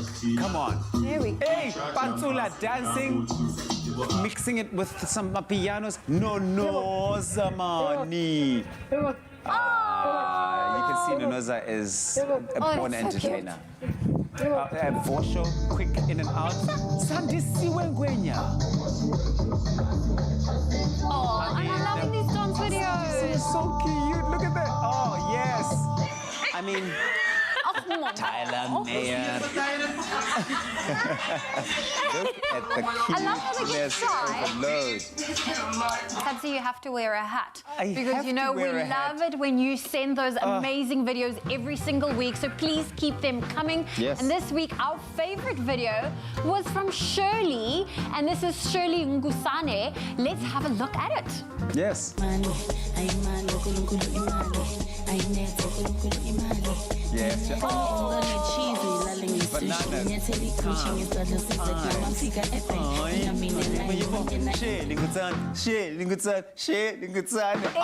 We love the moves that you put into this video, Shirley. I mean, it's beautiful. We want to make your birthday extra special. Do you know how we're going to do that? We're going to give you 500 Rand. Yes, Shirley gets 500 Rand in cold, hard cash. I love it. Happy birthday, Shirley. Now, Tabsy, while you put your hat on, remember we are running a weekly competition where you could win yourself 500 Rand in cash for celebrating your birthday.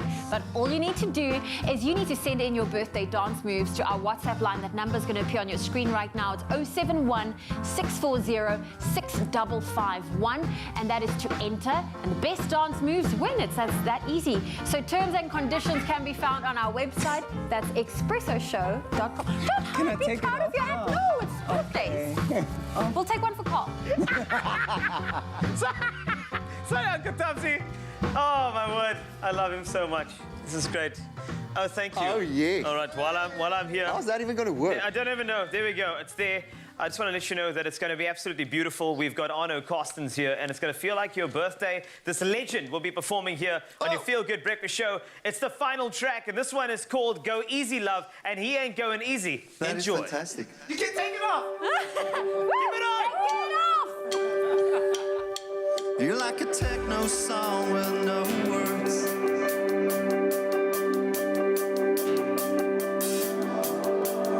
Call, collect with no voice. Magical magician with no tricks up your sleeve. I'm emotionless in your bliss. That's just no easy words. That's just no easy way. That's just no easy road.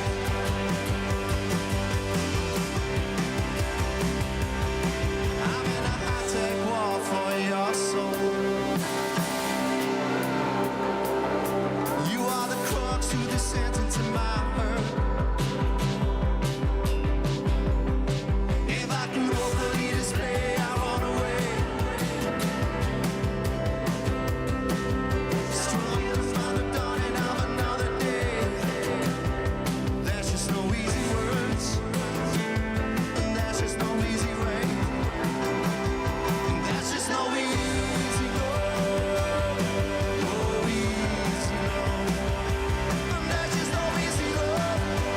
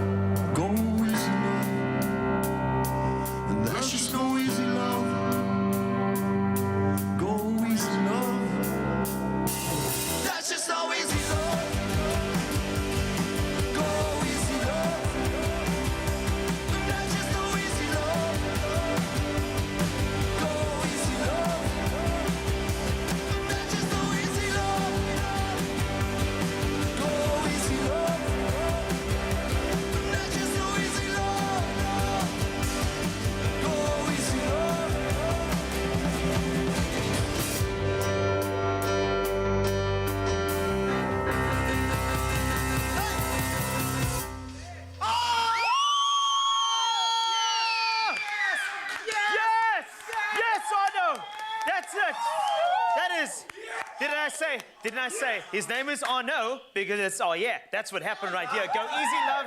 Remember, live stream coming up very, very soon, and I can tell you, you're going to want to see it with Game and beat the winter blues. So make sure you catch this man's live performance. It's tomorrow, Saturday, 26 June, marked in the diary, 5 p.m. via live stream and on the Game Facebook page. And don't ever forget, right? You have to remember this. You can beat the winter blues with Game and join their blanket drive by donating any new blankets in the collection boxes placed in selected stores across the country. The collection bins will be available until the end of June and will be donated to vulnerable children and families in need this cold winter season. So think about that song and the feeling you felt, the warmth and the rockstar vibes, and donate a blanket. Come on.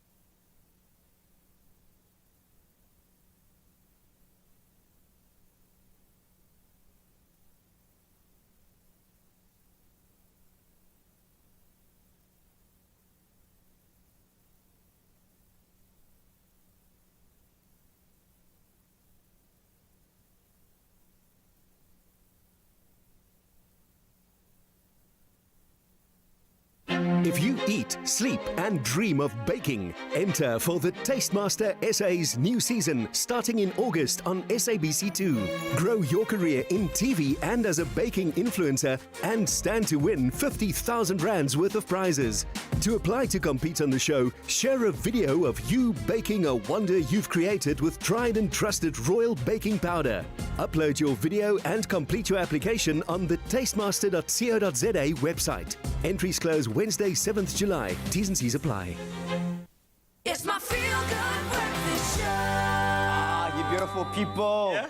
Yeah? Welcome back to it. It is your feel-good breakfast show. It's Expresso here on S3. So you got something to say? Is it? It's Friday. It's Friday. Then Saturday, Sunday. Hey, beep, beep, beep, beep. Time for us to go to the beach and dance. Oh, yes, we still arrive right here on the beach out at Clifton 4th, of course, and we know the next individuals in this group as favorites of ours right here at the Expresso show, but they are back once again as reigning Western Cape dance champions. I'm talking about XO Empire, of course. They've won 2 bronze, 2 silver, and 1 gold at this year's Sporting Aerobics, Fitness, and Hip Hop Championship. And now, to take us into the weekend, all the way from Clifton Beach, is the Western Cape champions, XO Empire, for the Friday Expresso Dance. Woo! Let's hit it. It's 2020, and I ain't got time for no fake. I'm straight thugging.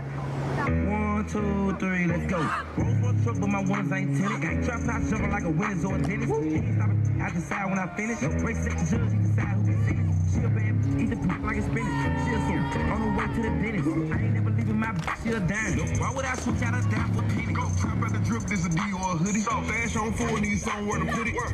Number with the blue tip boots. Shaking this a prop till I up it in. Paparazzi on me and the fans keep asking. Why you swap the bougie down for a ratchet? Chip at your ring like a small face patty. Lambo truck and car parked at the mansion. Why would I switch out a dime for an E? Came with the posse. Chain looking Aki. Ice with the hockey. Playing in the Maji. Playing with a bitch and a friend on the Molly. Playing with the bench. Dope like I'm playing with the bench. Young guy high in demand. Got a lot of shots in the can. Real nigga recognize real.